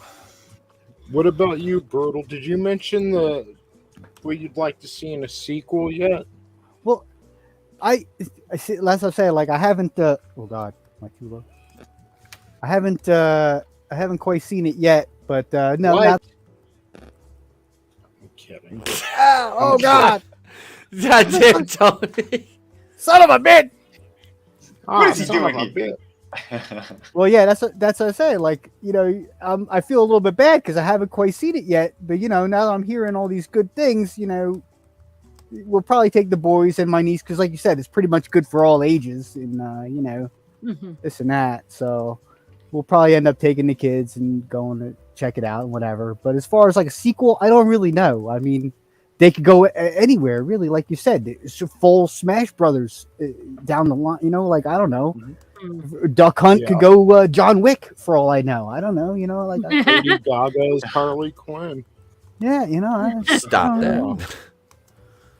Yeah. I could get it behind a peach for hours. Standing firmly behind Peach. What's a franchise? Are you going with Duck Hunt, or like what's a video game franchise that you'd like to see made into a well-made movie? Something that's successful. Well, geez, I don't know really. I mean, it's nice to see that people are taking this. I don't know. I don't know. There's so many. Because like you said, there's so many with this Nintendo. Mario's been all over the place. He's like you said, Punch Out, everything. If Bowser's in Mario World now, trapped in the jar, of course he's going to get his chance to escape or whatever, make his move. So they'll show where that goes, or I don't really know. It could go anywhere, but let's hope they do it good. Give it justice. Yeah. Another thing I'd like to see in the sequel, now that I think about it, since we know Bowser can use the power-ups because they shrunk him, I'd like to see Cat Bowser. That'd be great. What about you, Vinny? All right, are we talking just like CGI, or are we talking live action too? I mean, I guess either or. Because there's a few I would want a proper, well done Resident Evil right off the bat. I wouldn't mind that being in CGI either, to be honest. Because I know like a lot of their movies and shit they were like those CGI ones they did. Some of them are pretty good. I know they got that new one coming out soon, but I want to see it done right from the beginning, from the mansion. You could go even in that first one, bring it into like 1 and 2 a little bit if you want, or do like a cliffhanger where we're seeing some of that. Like it's all right there, and they keep screwing it up. But I would love to see that. Something a little bit more modern as well. Because I know there's a few that are in the works already. I know they're doing like Ghosts of Tsushima.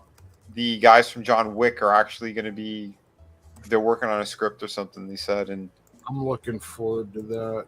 Yeah, because that game was incredible. I'm still surprised they're doing a sequel to it, because it's like, where's the story going to go at this point? Yeah, but there's some good stuff. There's a few others, but it's almost like I know they would screw it up, like God of War. If you could do that a proper way, but I would not want live action. I'd want them completely CGI. That'd be a way to do it for sure. I'm trying to think like if we do like old school kind of stuff, or dude, there's so much great stuff. Like Altered Beast or something. Beast would be kind of crazy and fun. Yeah. Castlevania. I mean, Castlevania. Yeah, that's the one I was going to say. Well, the Netflix one, I think they did such a great job. I did enjoy that. It was good. But if we're going like again full movie epic, Castlevania, I go either way. I go CGI or I'd go live action. But either way, you're gonna have a ton of CGI in it.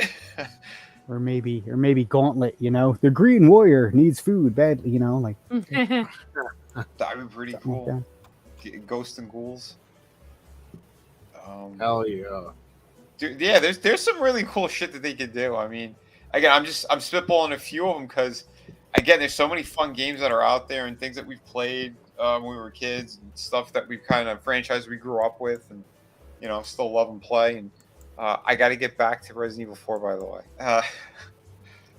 I left off. I got to the second shooting gallery. That's where I kind of left off.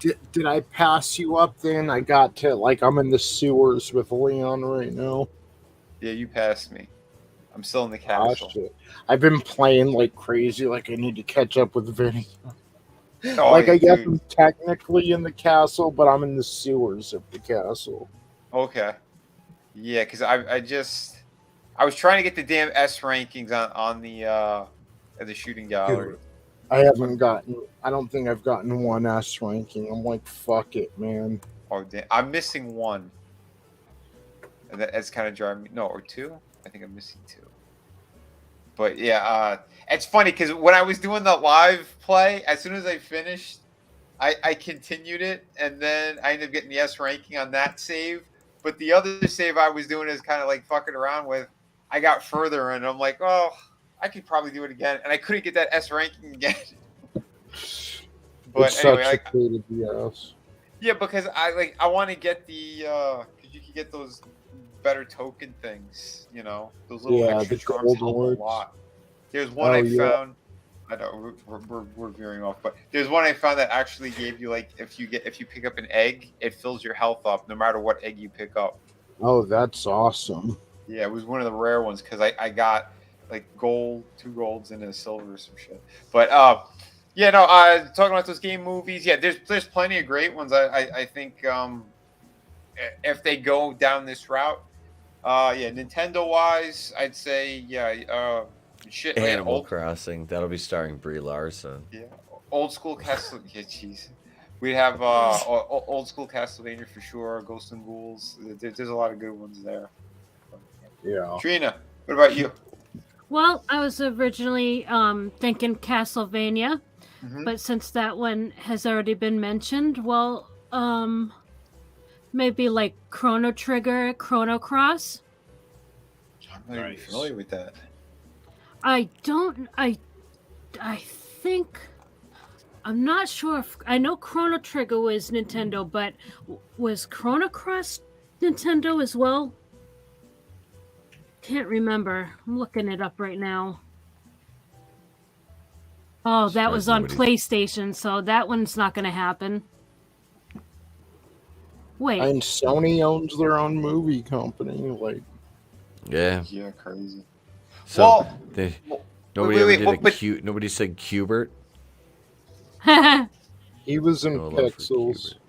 That counts. I know, and he got raped.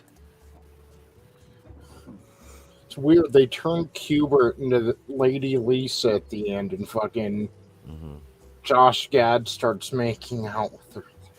Of course, Josh Gad would fuck Qbert. And then have baby Qberts. You fucking. That's Josh Gad. Trap. Yeah. Manliness. It's Qbert White. Dig Dug the movie. Dig Dug the movie. Yeah, I'm not too familiar with Chrono Cross and Chrono Trigger. I remember them. But yeah, I'd like to see a movie just to especially if it's well made and faithful, so I can get to know the franchise a bit more. Oh, for sure. Yeah, those would look awesome. Well, they teased it in. Well, I mean, he was playing it. I think Kid Icarus would be cool. Yeah. And Punch Out. Yeah, a Punch Out movie could be great. That'd have a lot of heart in it. Yeah, for sure. Oh, yeah. Yep. You're gonna get in there and chase this chicken. That's it. Max got a black trainer. Mario could be in it. I mean, yeah, there's so much good stuff you could do there. Oh yeah. We're gonna win the title. Now, I'd really like to see, obviously a Zelda movie, and I was gonna mention too, a well-made Resident Evil movie. But I'd really like to see, and especially since they've kind of fallen off on the games, and we need another game soon. I wish they'd make another classic one, but Star Fox. Yeah. Star Fox 64 was so good. Yeah, it Yeah. really was. And it was like, even that one stage was like basically just like Independence Day, and it was around the same time the movie was out, where you're just like in a dogfight. You've got the UFO fucking starting to cover the land you're on. It was just so good. So I'd like to see like a well done Star Fox movie. I'll go for Draven too. Final Fantasy, the movie. Oh There you yeah. go, Draven. Well, Oh, yeah. they did Final Fantasy VII. Yeah. Yeah. I remember that. They had that one that was in theaters. What was it, like in the year, like was it 2001, Yeah. 2002? Oh, Spirits Within. Yeah, which I didn't hate it, but It was okay. yeah, but yeah, it could have been better for sure. But Yeah. it was all right. Like, had that done better, like it could have really opened up the door. But I don't know why they chose that story to tell. I don't know either. I That's don't know a either. The problem. movie itself, like as a standalone movie, Mhm. it wasn't too bad. Yeah, like a good sci-fi movie. Yeah. The early Rygar. 2000s, like we're culturally decaying right now. We're seeing everything fall to shit. But the early 2000s, we were like culturally stagnant, and they came out with some really like who gives a shit movies. Like no one's really going back and watching them these days. No, dude. Think the only movies that are really like rewatchable from the era, like cult classics. All right, like think about it. Really, like you said, it was such a shitty, stagnant era. You've got like niche films from that era that people want to watch, but the big blockbusters were just like by and large forgettable, homogenized. Just Wait, what's the check time box. period again? From where to where? The early 2000s. Early 2000s. Yeah. You are correct on that. Yeah, very Yeah. bland. Yeah, everything was just very paint by numbers, you know. I mean, you'd have a breakout here or there, obviously. Harry Potter or something, but Yeah. Well, Spider-Man was the one that really put those blockbusters back on the map. Yep. You know, Yeah, that was 02. Yep. Spider-Man for sure. I was so excited when Spider-Man 2 came out. We went and saw that opening night. Like, Yeah. Oh, dude. And I After was the so first one. Sorry. Oh, go ahead, Trina. No, go ahead, Trina. I was so disappointed in 3. me too. Yeah. But again, even without Venom, it was weird. Like the whole alley chase scene with Harry and Peter just looked so bad. Yeah, because compared to that movie was so forced. None of the shit that happened in there was even supposed to really be the way that it was. It was Avi Arad. Yep, Avi Arad was destroying it and pissing off Raimi, and they kept making him make all these crazy changes. And he's like, "What?" Like, and then shoehorning Venom in there, dude. What a mess! What a freaking mess. Oh, I do have a game. One of my favorites of all time. I would love to see done as some kind of a movie or a series or something, but it has to be all CGI. Legacy of Kain.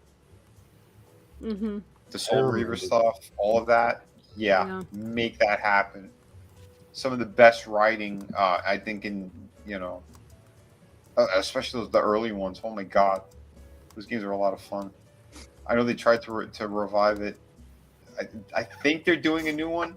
I filled out some kind of questionnaire thing from that company if they do bring it back, what they're looking for. But how they made that whole land, that whole universe, Nosgoth, their own kind of vampiric world. I mean, there was some really cool shit in there. And that's Amy Hennig, the one who did Uncharted. She's like the creator and writer of all those games. She headed the whole. She was the lead writer for Legacy of Kain series, and holy shit, she is so talented. So yeah, I think we might see a lot of these one day, because I really do think we're heading to the era of video game movies. Like they've had them, Uncharted, Tomb Raider, Mortal Kombat, which God, I was so like. This Mortal Kombat could have been really good, but they just took some wrong turns as well. But yeah. I mean, the first one still has kind of nostalgia charm to it. There's still something there that I don't mind it, but just the first one. Yeah, that second one. I wasn't a Smart fan back then, and I went to go see Mortal Kombat 2, and I was so excited, and it was like, what the fuck is this? Like, they killed Johnny. Didn't they kill Johnny Cage, like, in the first, like, 2 minutes? And you're like, what? So. Yeah, I only saw it once. Yeah.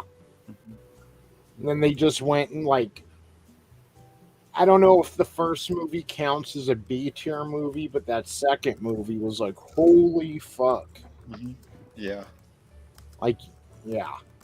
It's crazy. So, another monster. Amy Hennig, she was responsible for the first Last of Us, not the second one. They pissed her off and she left. So, yeah. That's why the first one was so good. We all see what happened there. Yep. That game was supposed to be one standalone. That's all it was supposed to be. I have it. It's been sitting on my shelf. I've always meant to play it and just haven't. Oh, it is great. It is great if you're just going to play through it. You never seen the show or any of that crap, right? No. Yeah. Just play the game as is. The opening alone, it's like, oh my God. You'll get emotional. I'll tell you that right now. That's one of the only games I've ever played where I was like, okay, I'm a little choked up there. Damn. Yeah, I'll check it out eventually, for sure. Yeah, it's good stuff. But I mean, I know we're playing like an action game right now, so that one is more bare bones, and like you're really struggling to find items and things, and it's way creepier. There's more. Well, Resident Evil 4 is really creepy, but more stealthy type things you have to do in there. That's why I can't wait. Like with Resident Evil, it's like fun to play through it the first time. And Village was this way too. And most of the games really, but I can't wait to beat it, to get unlimited rounds on one of my guns, and then fucking go through it again, just blasting fools. Oh, I'm itching for that. I am itching for that. I had, since I got the game for half price, I was just looking at the store to see what other shit that they had. There's like, do you remember Jill's Western kind of sawed-off shotgun thing? Yeah. Yeah, that's the game. I guess if you pre-order it at like the higher tier, whatever the hell it was, you could get, that's one of the items. But they had it by itself in the store for like $1.99. I'm like, well, I got the game for half price, and I still had some. I had like $3 or $4 in my PlayStation thing, so I downloaded that weapon. It's pretty fun. For part 4? Yeah. Shit, I need to go to the store. I didn't even think about that. Shit. Yeah. It's not as strong as the shotgun, but it could get pretty strong from what it looks like. Well, all right. Oh. Yeah. Yeah. I was going to take her up. About time for me to hit the old dusty Everybody trail. have a great night. Happy Easter. Yeah. Well, yeah. Happy Easter, everybody. The sun's getting real low, big guy. Brutal morning woods tickling my palm. It was great. I think the Easter Bunny came. All over your face. Hey, look, if you got brutal morning wood in your palm, I don't want nothing. I mean, I don't, there's no, I can't, how do you? Both my hands are here. It's a me! I'm not Enhance. saying it's late, but Jesus' tomb is empty. Oh, snap. You're going to come back with a machine gun and just take him out for us. He's just here. It's Jesus, open up, fucker. I gotta do that quiet. I don't want my dog to fucking. And she's sleeping like above me. You hear me knock, she'll start fucking wake everybody in the house up. The puppy will start barking. The wife will yell at me and call me a fucking idiot. And I'll be like, oh, it's just a day that ends in fucking Y. I'm gonna go up there. I'm gonna have to roll 100-pound sack of potatoes off my side of the fucking California king-size bed that I get approximately this much room on with him and the fucking dog and the 2 cats. And now the other dog wants to show off because the other dog can't sleep in the bed. The old one's like, hey, fuck you. So now Dad, move over. The kid's like, Dad, fuck you. I'm like, I'm just gonna go sleep in. I said one night I was like, I'm gonna go sleep in your. He's got a queen size bed. I'm just gonna go sleep in your room, Trey. Fuck this. Go sleep in there. I'm gonna go watch South Park in your room. Fuck that. Look at me. I am the captain now. Right. That's it. What up, culture? Hail. It's a me. It's a Mario. But let me send it around. Let everybody sign out. You're not here. Italian. No, I'm kidding. Go ahead. I hear.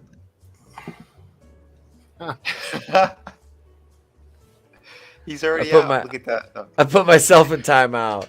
I was just gonna sign out and let Tony take care of the rest of the show. Fuck it. All right, guys. I'm just gonna do a Tony. I'm leaving.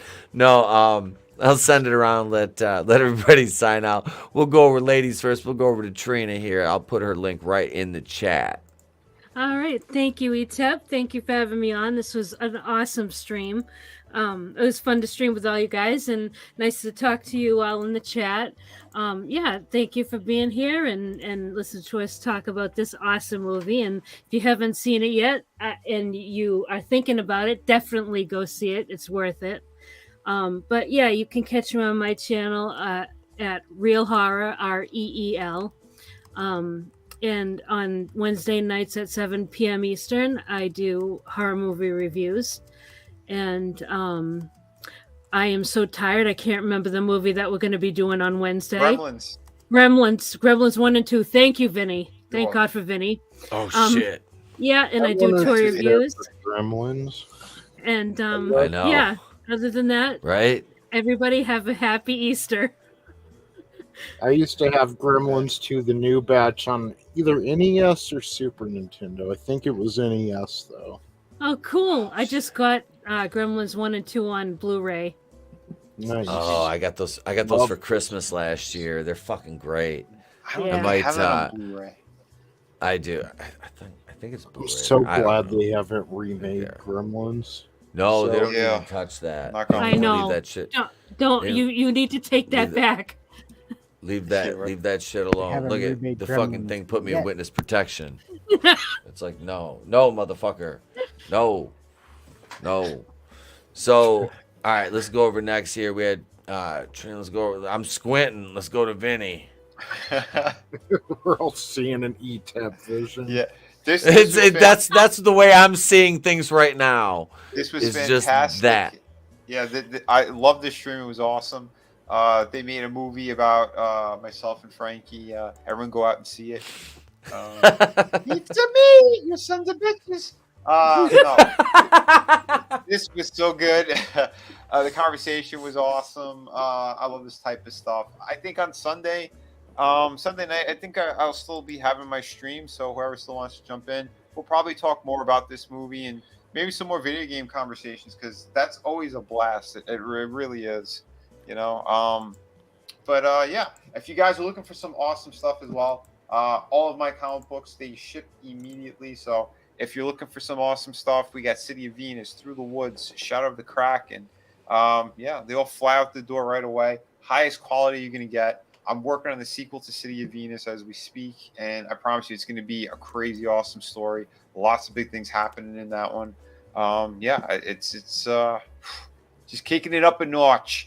And yeah, I got some cool covers and other pieces coming out too, and on different campaigns later this year. I'm on Chris's book as well, Infinitale Chronicles, on the sequel on that one. So yeah, a lot of good stuff coming. So yeah, keep an eye out for it. And yeah, definitely subscribe to my YouTube channel. We're doing great. I cleared the I think I'm like at 2200 past that. Channel got over 1 million views, so everyone who's been jumping over there and watching my stuff, thank you so much. I really appreciate that. Hell yeah. Yeah. Fuck again, we're having a fun time. We're doing good stuff. None of that drama bullshit. This is all just us being genuine, talking about the things we love, and pushing cool people, you know? So definitely make sure you subscribe to Trina's channel. We have a blast over there as well. Time of the Guinea Pig Collective.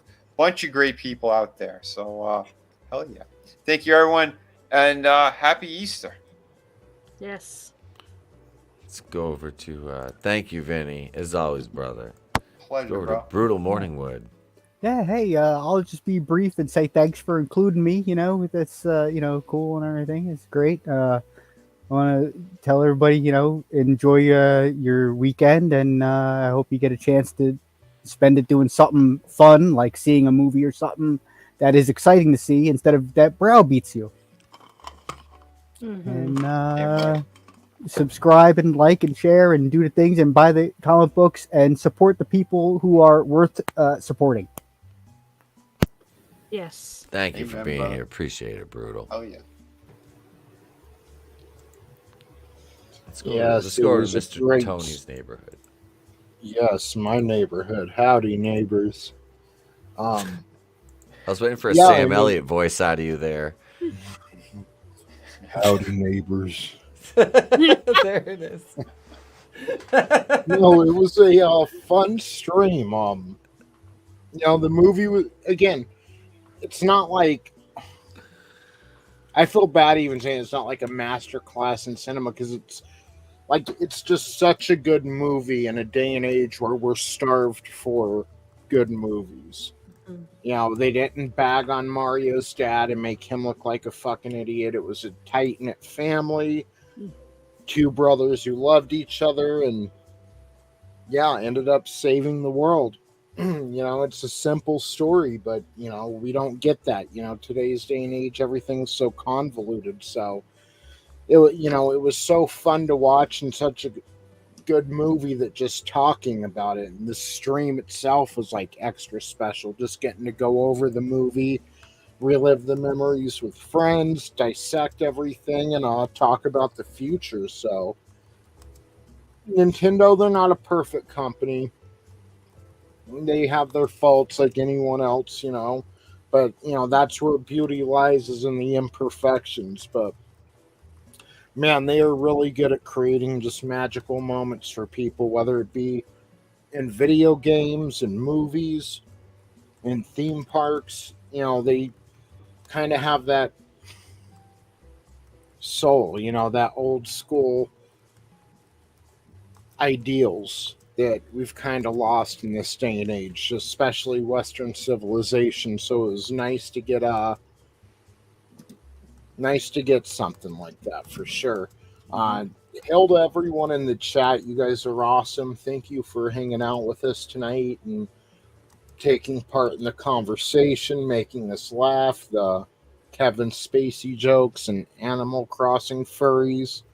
We love it all. And pray for I was gonna say pray for Grace Randolph's soul, but I don't know if she has one. But if she does, pray for it. Pray that Jesus, on this day where he wakes up and reaps all the souls of the damned until midnight, pray that he doesn't come for hers. What? Thank you, Tony. Thank you. And he's absolutely right. Tonight it's actually after what is it? It's 12:55 Eastern.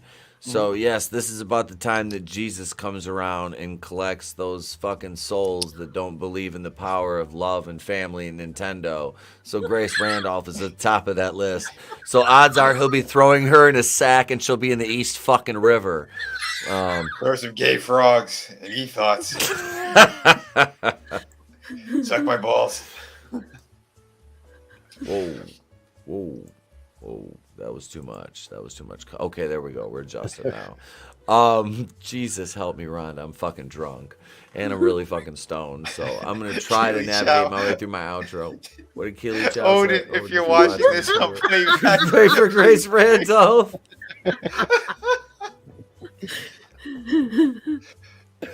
Rob laughs is full. Holy shit. The power of grace compels you. The power of grace. The power of grace. What are you throwing in her eye? Ha ha! That's just a car. That's not the case here. There ain't no fluff here. Well, shit. No. Thank you everybody for tuning in. Yeah, I'll give this movie a solid. I'll give it 4.5 out of 5. I can go 4.5 out of 5 on this, just because nothing's perfect, and it was as close as it could be, honestly. This movie was fucking great. It really was. Like I said, best time I've had the movies in a long fucking time, probably since Sonic 1. You guys know where you can find me. I've got Gotham Knights. Oh, Jesus Christ. Episode 4. Fuck.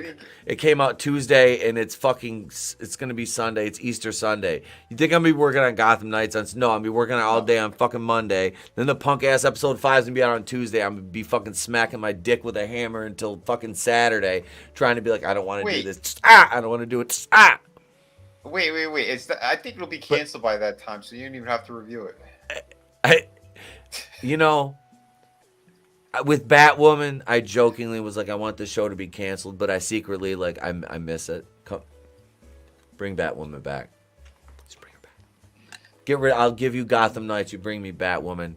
I'll take shitty Ryan Wilder because fucking Javicia Leslie has a dump truck ass, and she's pretty. Fucking writing was shit. And the same jack-offs write Gotham Knights. So I'll have a review on episode 4 coming out. That was a segue into this. And hey, if you guys, if you want, I've got new Wakuian Order t-shirts here. $15. These are locally printed. 15 plus shipping. We got large, XL, and 2X. Just DM me on at N80Pete on Twitter. Not the place to be reviews. Well, you can DM me there. I think that my DMs still work. I am in Twitter jail again. Apparently saying LGB without the T because the rest is mental illness is enough to get you locked up in Twitter jail, which is weird considering Elon's such a free speech proponent. Yeah. Makes me fucking laugh. And we Good job, dickhole. The top psychiatrist at Johns Hopkins who said that it is a mental disorder. So you have a top professional. We all knew it. We've all been saying it, so thank you. Exactly. It was gender dysphoria. Yep. Yes. So why are they doing that? Why are they blocking people? Agenda. And don't let that shit permeate your entertainment, folks, which this movie has zero, which is why I'm going back to see it again tomorrow night with my son, because I have no problem spending money twice on this movie, and I'm going to buy it when it comes out. So on physical media, because physical media is fucking important to own. That way it cannot be altered. I forgot to give my score. Sorry. 5 out of 5, and I refer you back to Gandolfini. They defeated Bowser with what they did. They were brave Italian American plumbers. And in this house, the Super Mario Brothers is a cinematic masterpiece. End of story. I won't hear anything different. Now eat your mushrooms. All right. So, yeah, I'll have videos on videos coming out, and a lot more, gang. Live streams all next week. You guys know where to find me. My birthday's coming up here in 10 days. So lavish me with gifts. I'm just kidding. Just hang out. We're doing Holy Shit News on my birthday, which is Wednesday, April 19th. Yeah, so a lot of fun shit coming up. I got some movie reviews and more, a lot more. I'm so fucking busy. I just need sleep, and I'm going to go eat something. So thank you, everybody. All 50 of our fucking channel members. You guys and gals fucking rock. Love y'all, man. Thank you, everybody, for joining us. And you know what we'll leave you with tonight? Because we really love you, and we think the world of you. We'll leave you with the greatest gift of all, which is something that this fucking channel that I really, really enjoyed his content. It was called The Clown World Review, and he made this video once upon a time called Wakanda Land. Let's leave with that. Good night, everybody. Happy Easter.